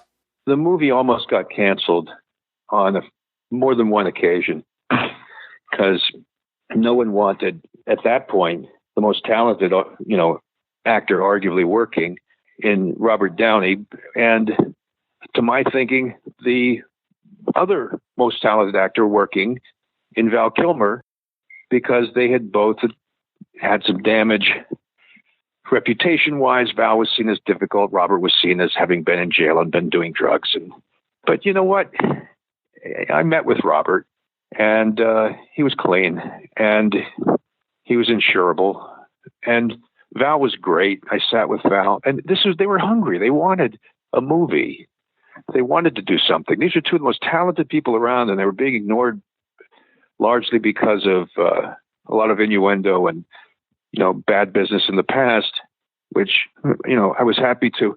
At that point, too, you don't care. It's like, well, look, these are great, talented people. This is a bargain. I'm getting two of the best actors around, and for whatever crazy reason no one wants right now, because they're citing some kind of, behavior issues or jail time or whatever. But I get these guys. It's not like I have to work with difficult people. I'm getting the bargain that no one else can get. And you know what? I got nothing to lose. This is my first picture. As a director, I'm just doing the best I can. I'll take it. And I just lucked into this. I lucked into the two guys that for whatever reason had been marginalized somewhat. And I got that to work with. And it was a joy because they were hungry and behaved impeccably. They were into it. Yeah, I think that there was a level of commitment on the part of Downey and Kilmer that was insanely beneficial. And when someone's hungry, that's the good time to get them. There are a lot of actors who walk through things. And then there's actors who you're reminded of the time when they must have been reading a script in their apartment, rolling up their sleeves and underlining passages. Even the biggest stars had that moment in their past where they were just actors, first and foremost, studying a script, beating it out, using a red pen. And that's what these guys brought to it, the sort of dedication and intensity of actors, pure and simple, almost like they'd gone back to their roots. Because, arguably they weren't the biggest stars at that point. here you are, a screenwriter, now turned director/writer, and you're dealing with, I'm pretty sure that Kilmer can do some great ad-libbing, and I know that Robert Downey Jr. can do some just killer ad-libbing. Do you allow them to get off the leash a little bit? Absolutely. It's amazing how well they knew the scripted lines, and certainly they would give us one for the books. They would give us one that was the scripted lines, But then they would also get together and say, well, let's try something. Let's do a bit. And the great news is that when you're with people like that, who aren't going back to their trailer, who are just willing to stick and just work on something in a committed way, we could sit down and they would just run things. And we would rewrite. We'd rewrite the night before. We'd rewrite the hour before. And it was just a very blessed combination. To this day, I feel like directing that film, as green as I was the best experience I've had, and produced, I think, the best movie of any that I've worked on. I have to get really nerdy with you and ask you if the whole idea of Gennaro's, was that a reference back to Die Hard? No, it may have been subconsciously, but I was just looking for the name of a beer. I also have to ask, because I think this one has a little bit more weight. You make fun of The Hunt for Red October and Kiss Kiss Bang Bang. What was your role on The Hunt for Red October? I mean, other than the actual in front of the camera role. I had no role except to be a friend of John McTiernan's on The Hunt for Red October. I just liked John a lot. And so when he said, come out and, hang with us, it's interesting because John sat and he would, on the set, there was this line to be had, sure. But then John sat and talked to me about depression for a while and because he knew something about me. And so it was really, I think, an act of mercy where he was helping me and also just trying to say, hey, if you want to talk about your depression, I'm here for you. That's remarkable to me. That was a great thing he did. It just happened to be that I ended up on the set of that movie, but that wasn't what was important. It was just about knowing John and really, really liking him. Who have been some of your favorites to work with over the years? Over the years, the finest actor in many ways. I don't want to down the actors who I've also worked with by saying this was the finest actor I've ever worked with. But I can't think of anyone better, let's say, than Sam Jackson to work with. He's just a pleasure. And it's all about commitment level to me. It's all about people who do, yes, they may be movie stars and they can sort of have boundaries and turn on that sort of distance if they need to. But if they trust you enough to open up, they can just commit 100%. They're actors. They're pure. I was a theater major. I wasn't a film major. And I've always been a believer in that theatrical tradition. And Sam Jackson is just the ultimate actor. I'll give you an example. There was a scene in Long Kiss Goodnight where he's in a car at the end with Gina Davis, and he goes through this speech, and he's dying, or thinks he is, and he coughs up blood, and he's crying, and he's talking about the little girl. He says, you have your mama's eyes. Don't let anybody tell you otherwise. So we were done with the scene, and we wanted to just do the shot from across the street in the snow. And the shot was just the car being snowed on, and inside you saw people moving. And they said, all right, guys, just go through the motions of the scene. We're just shooting from outside the car. And Sam, I was on the headphones. He went through the whole scene, the crying. He was inside a car 30 yards away, but he couldn't just go through the scene. He couldn't half-ass it. There's lots of people. I mean, I can't. Michelle Monaghan was a revelation. Gina Davis was brilliant and fun to work with. Back in the day, I can't mention specifics because I'm worried about what that would seem to imply about the others that I don't mention, because I've loved everyone I've worked with. But my God, I've been privileged. Let's say I've been blessed to have had access to so much talent. If anything, I would cite specifically Robert Downey as someone who has been very good to me and whose talent is just stratospheric. He's brought me back from the brink on many occasions, particularly when my alcoholism had spiraled and I needed to get sober. He took me to a meeting, and then once I got sober, he essentially called me for Iron Man 3. I mean, people don't do that. They just don't do that. Yeah, I wanted to say Michelle Monaghan goes toe-to-toe with everybody in Kiss Kiss Bang Bang so well. And just, again, that chemistry that she has with everybody is just fantastic. And she was the only one. We had lots of actresses reading for that role who were a lot better known, to the point where after 20 auditions, I'd say, geez, I must have written this role wrong. I mean, it just sounds bad. I screwed it up. I didn't write it correctly because these are really talented actors coming in, and then it's just not sounding right. And then she came in, and she was a virtual unknown, had only done a few things. And when she read it, I went, I'm brilliant. What was I thinking? Of course this works. And look at these lines, and look at her. And she just brought it to life. It was the perfect melding of an actor and a character that they'd apparently been born to play. I did want to ask you about Iron Man 3, and what was your experience like working with the whole Marvel thing and stepping into a franchise like that? Stepping into a Marvel franchise it was daunting, but it's one of those things where I had another big bit of luck, and I think I've had a lot of it. And that's that this guy had been rolled over from another Marvel movie called The Runaways, which at that time was a movie they canceled. And they threw this writer at me and said, work with this guy. And I said, are you kidding me? I don't need another hand at this. I was being arrogant. And they said, well, just give him a shot. And that was Drew Pearce, this Scottish writer. And, for the first hour, it's like, well, I guess I'm working with you. Yep, guess so. And then, boom, it was just now, to this day, if I have a problem, I call Drew. He's astonishing. He's like the new go-to, obviously, for the big picture right now, the big action picture like Mission Impossible. But beyond that, he can do anything. And just been so goddamn lucky who I've been blessed to work with. Kevin Feige at Marvel, I was still way too persnickety and arrogant about script issues. And we'd bump heads from time to time. But it ended up being a good thing because in collaborative terms, what came out of that was him restricting my excesses and me maybe pushing the envelope slightly on what would otherwise have been a more standard Marvel movie. I love the outcome. I like that movie a lot. And Kevin's brilliant. That's what's great about Marvel. They live this stuff.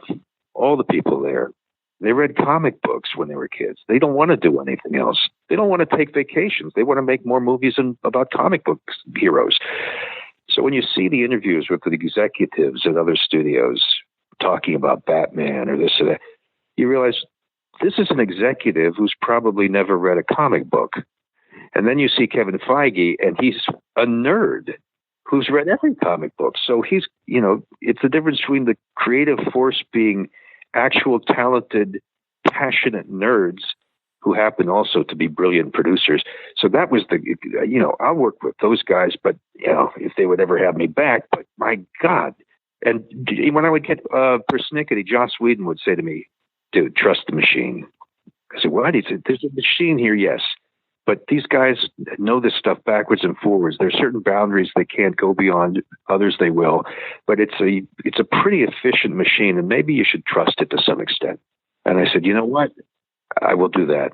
And the minute I started being really, really trusting of the genius that I think resides within people like Kevin Feige and Stephen Broussard and Lou D'Esposito and Victoria Alonso, that's when the best part of the collaboration was able to flourish. I have to say, I love what you did with the whole Mandarin character and making that switcheroo. That was just probably one of my favorite moments of that movie. Yeah, people like it or they don't like it. They either think it's, an interesting and somewhat precognizant view of, manufactured fear mongering, or they see it as a betrayal of the most, reverentially held comic book villain in the Iron Man franchise. We weren't trying to betray anything. We were given a mandate to alter the Mandarin and make it more palatable. And in this case, I like what we did. I'm proud of it. And it made a lot of money. And, haters are haters. Well, it would have been really tone deaf in 2013 to have this evil Asian character. I mean, I don't want to say just, but you had gone through this thing where Taylor Negron was playing a slightly effeminate bad guy. What are you going to get when you you have this evil Asian character, even if he's being played by Ben Kingsley? Yeah, the idea was that he would steal from the iconography of dragons, and he would Sun Tzu, would be one element that he would include in his the sort of profile that had been manufactured by this think tank. They'd say, let's draw from that. Let's draw from Mideast terrorism and give him khaki pants. Let's draw from these different cadences used by dictators, and we'll assign him a way of speaking. And the idea of a manufactured threat that ticks all the boxes of things took the curse off what would otherwise have been a stereotypically dull choice. Did I read right that The Nice Guys was originally supposed to be a TV show? Yeah, we pitched it as a TV show to HBO and to CBS, and both of them turned us down.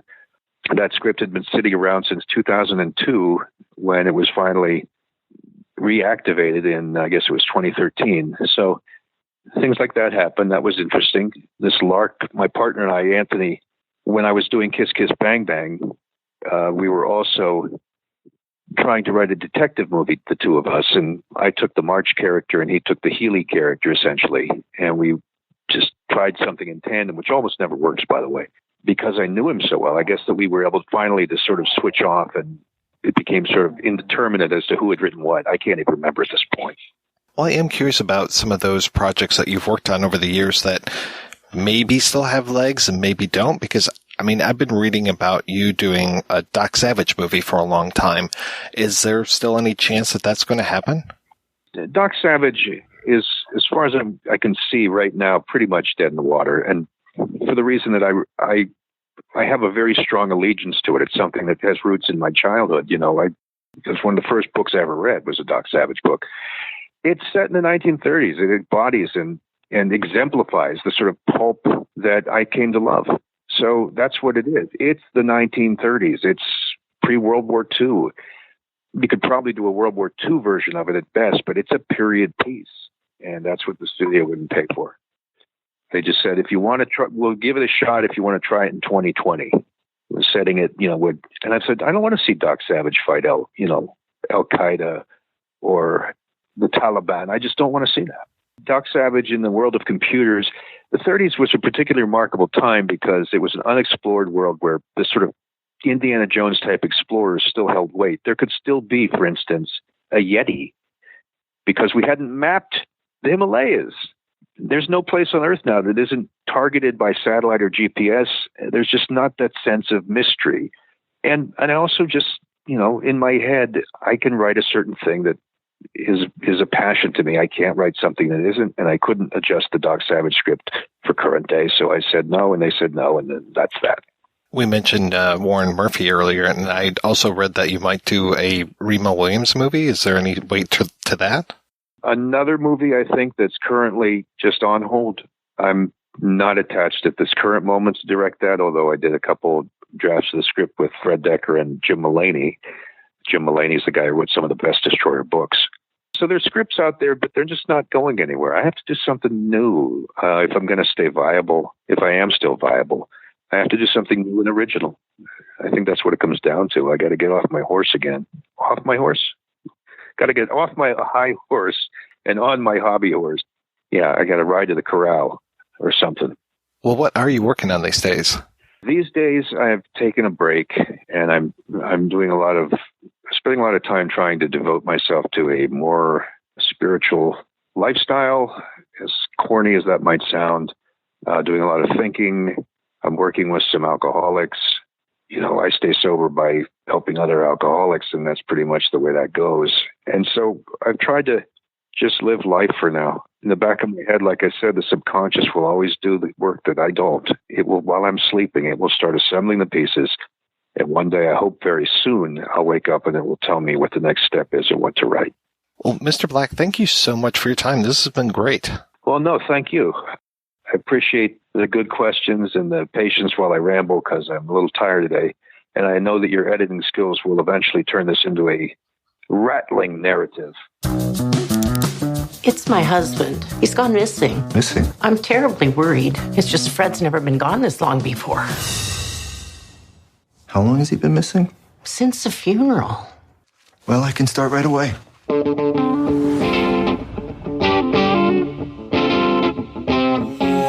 You're a private investigator? My profession is very complicated, okay? It's nuanced. That's a lot of blood. You beat people up and charge money? Yeah. Sad, isn't it? How much would you charge to beat up my friend Janet? What? How much you got? $30? That's good. This conversation is over. The mob is trying to spread its operation to Los Angeles. Somehow, my daughter Amelia is involved. Please, find her. You seen this girl? What's in it for me? Oh, we can do this the easy way.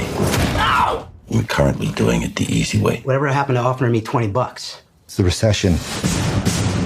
This is a high-profile case. Made the newspapers.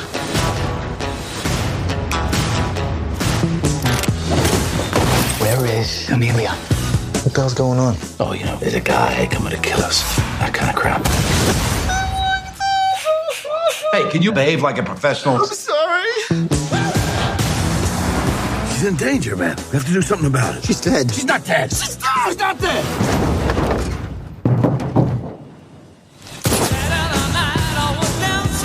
Why do you think everyone involved with this case is dying?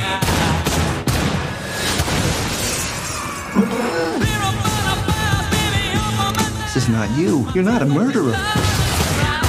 You just killed 3 people. I know, but I'm saying deep down. Look, if you come in here, you beat up on me. It's part of the job, I accept it. But what did you do? You pissed me off.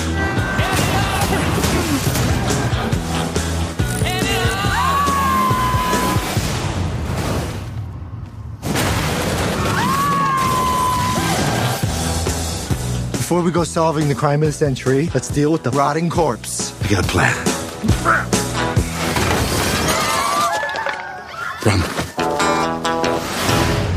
All right, we are back and we are talking about Kiss Kiss Bang Bang. You guys like The Nice Guys way more than me, don't you? No. No? I love it. Okay. It left no, but I was quite disappointed with it, having seen all these. I remember seeing all these people on Facebook hype it to the absolute max. When I actually saw it, it left no great impression on me. I thought it was good. I love Gosling. I liked Crowe as that tough guy. I liked their banter, but I thought it was pretty light and didn't really leave a huge impression on me. It's certainly no Kiss Kiss Bang Bang or Last Boy Scout, that's for sure. Kiss my ass, Andrew. Always. I mean, I'm impressed we've actually got through an hour and 23 minutes, Jed, without disagreeing vehemently about a film. I was hoping you'd say that you really hated The Hard Way, but anyway, there you go. Yeah, I don't think we've ever met in person and gotten along this well. So, yeah. Jed, what is it about The Nice Guys that you like so much? It is probably my favorite Shane Black thing at all at this point, and it's eclipsing Lethal Weapon with every viewing. I mean, it's just delightful, and I'll be honest. Part of that is probably that my kids respond to it so heavily, and I love watching it with my kids. I probably watch it 2 or 3 times a year with my kids, and we just crack up the whole way through. And it's another one, like all of his movies, really, that I think rewards multiple viewings. It's there's always something new coming out of it. It's just funny as hell. It's like a Coen Brothers movie that way, the repeated bits of dialogue or things like that. Yeah, they're funny the first time, but, Shut the Fuck Up, Donnie only becomes funnier when you've heard it 50 times. When you've heard it 10 times, maybe in the movie, it's one thing. But when you've seen it over and over and over again, and the first thing you think, shut the fuck up, Donnie. Anytime you hear, something from The Big Lebowski, that's the kind of relationship I have with with The Nice Guys. I can't get enough of it.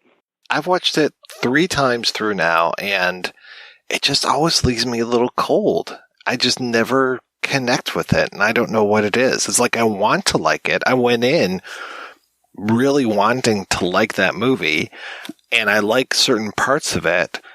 To me, there feels like a lot of LA Confidential in that movie, and probably it's because of Russell Crowe and Kim Basinger being in the movie. But when I saw LA Confidential, like one of my fantasies was like, let's see Exley and White together again, fighting crime and doing stuff. And I'm like, okay, this is kind of like LA Confidential in that these two guys aren't friends, but eventually they will become friends, and they'll realize that they're good for each other and that they can partner up. And like, okay, well, yeah, I guess that's there, but I don't know. I'm always left cold after the movie. I'm just never getting into it enough. It just feels like it's trying to keep me at arm's length. On your recommendation, Jed, I will dust it off. Actually, I don't own a copy. I wouldn't own a copy of that film, but I will stream it and watch it with my daughter because she likes these kind of movies, and I do relate to what you're saying about the joy of watching a film that your kids like. Yeah. But I'll let you know if she doesn't like it. Okay. All right. Well, don't. Yeah. Please don't make me get into a adversarial relationship with your daughter. But Ryan Gosling's scream. I mean, if you don't laugh when Ryan Gosling emits a high-pitched scream in that movie, I just wonder about your soul. It's like the daughter can come in The Last Boy Scout when she does, and it kind of works for me because she's just such a shit as well as, just like terrible. Yeah, she's a shit, and so is her dad, and pretty much everybody in that movie is a shit. Yep. Whereas the daughter in Nice Guys is too much of a saint for me. And it's just like, okay, so her presence in the movie just bugs me, and it's not as bad as like the kid from Iron Man 3, or definitely not the magical autistic kid from Predator, but it's like, okay, enough with the kids in the movies. I just don't need it. When they announced that there was going to be a kid in Predator, I was just like, oh, for fuck's sake, just stop it. Unless the kid's for dinner. Yeah.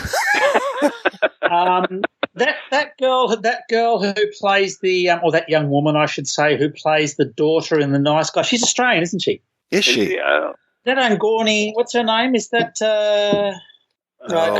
I mostly know her from playing Betty, I think, in the Spider-Man movies. The Nice Guy. Yeah, Angorni Rice.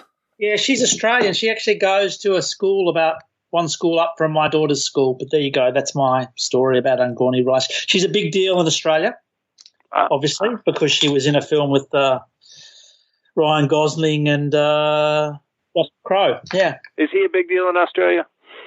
Look, he has a sort of strange resonance in Australian culture because obviously he's been in some huge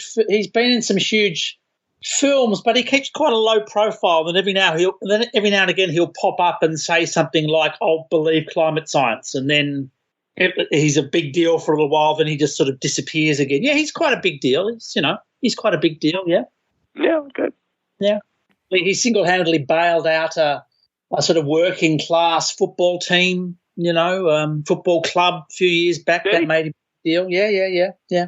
I think they made a documentary about it. Is it still him and his tugboat going around the world fighting people? Is that Master and Commander? Have you seen the South Park episode?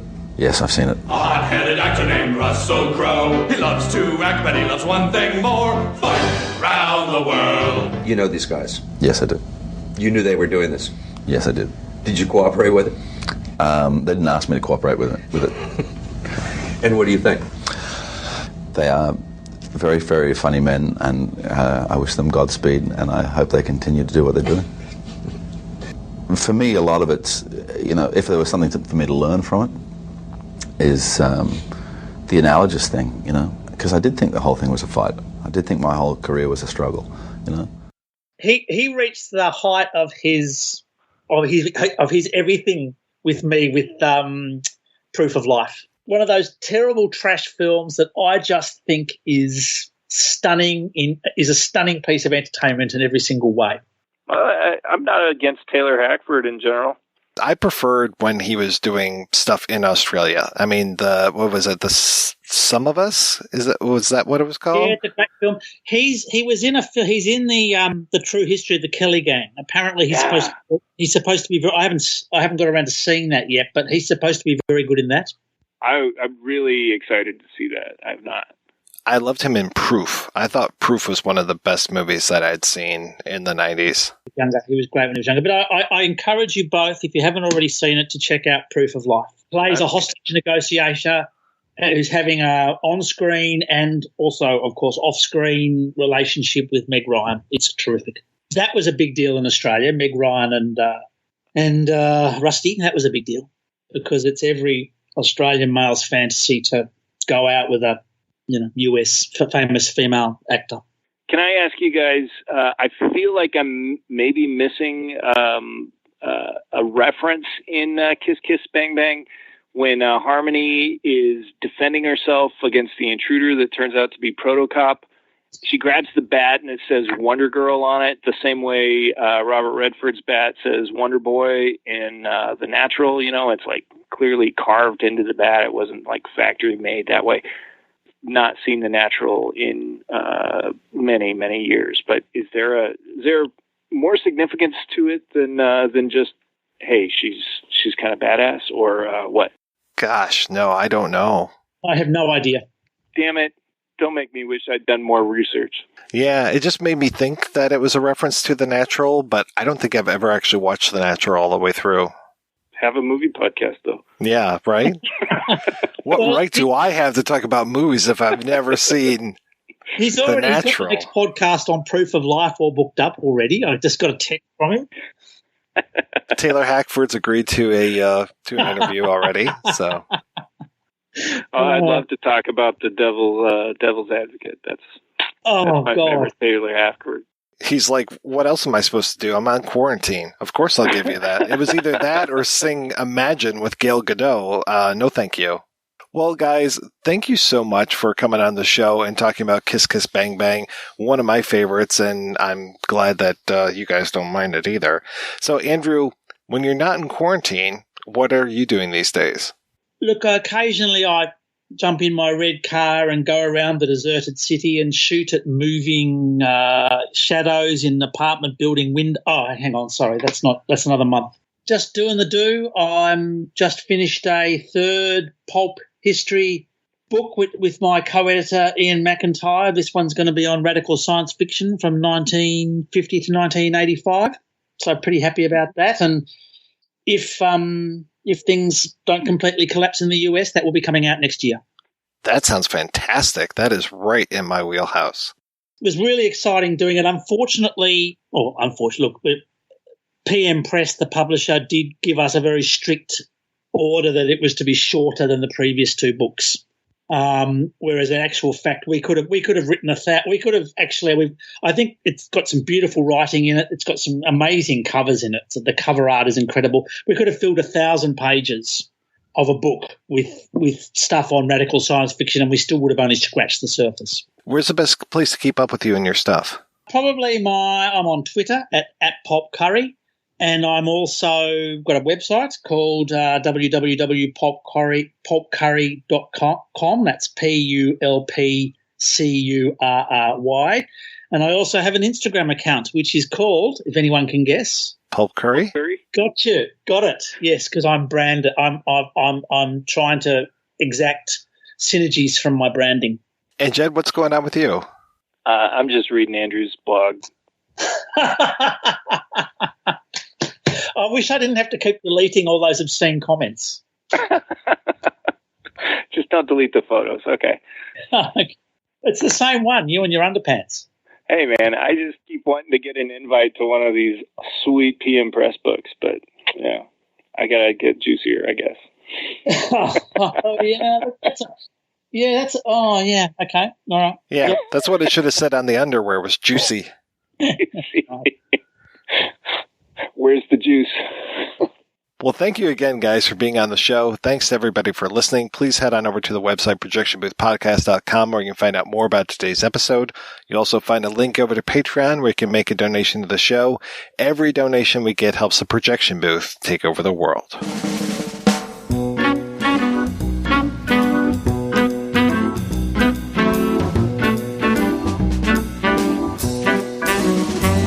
He's tall and he's dark. Like a shark, he looks for trouble. That's why the zero's double, Mr. Kiss Kiss Bang Bang. He's suave and he's smooth and he can soothe you like vanilla. The gentleman's a killer, Mr. Kiss Kiss Bang Bang. Damoiselles in danger have filled the stranger's past. Like a knife he cuts through life like every day's the last. He's fast and cool from the school that loves and leaves him. A pity if it grieves him, Mr. Kiss Kiss Bang Bang.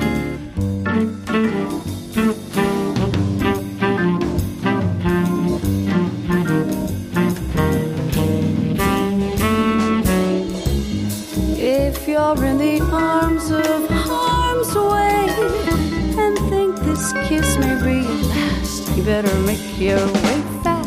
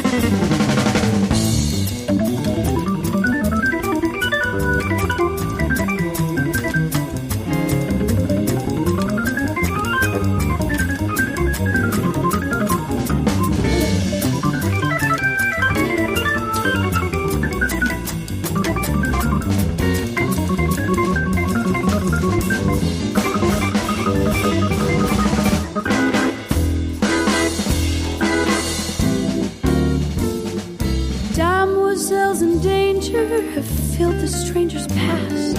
Like a knife he cuts through life like every day's the last. He's fast and cool, he loves and leaves him. A pity if it grieves him, Mr. Kiss Kiss Bang Bang.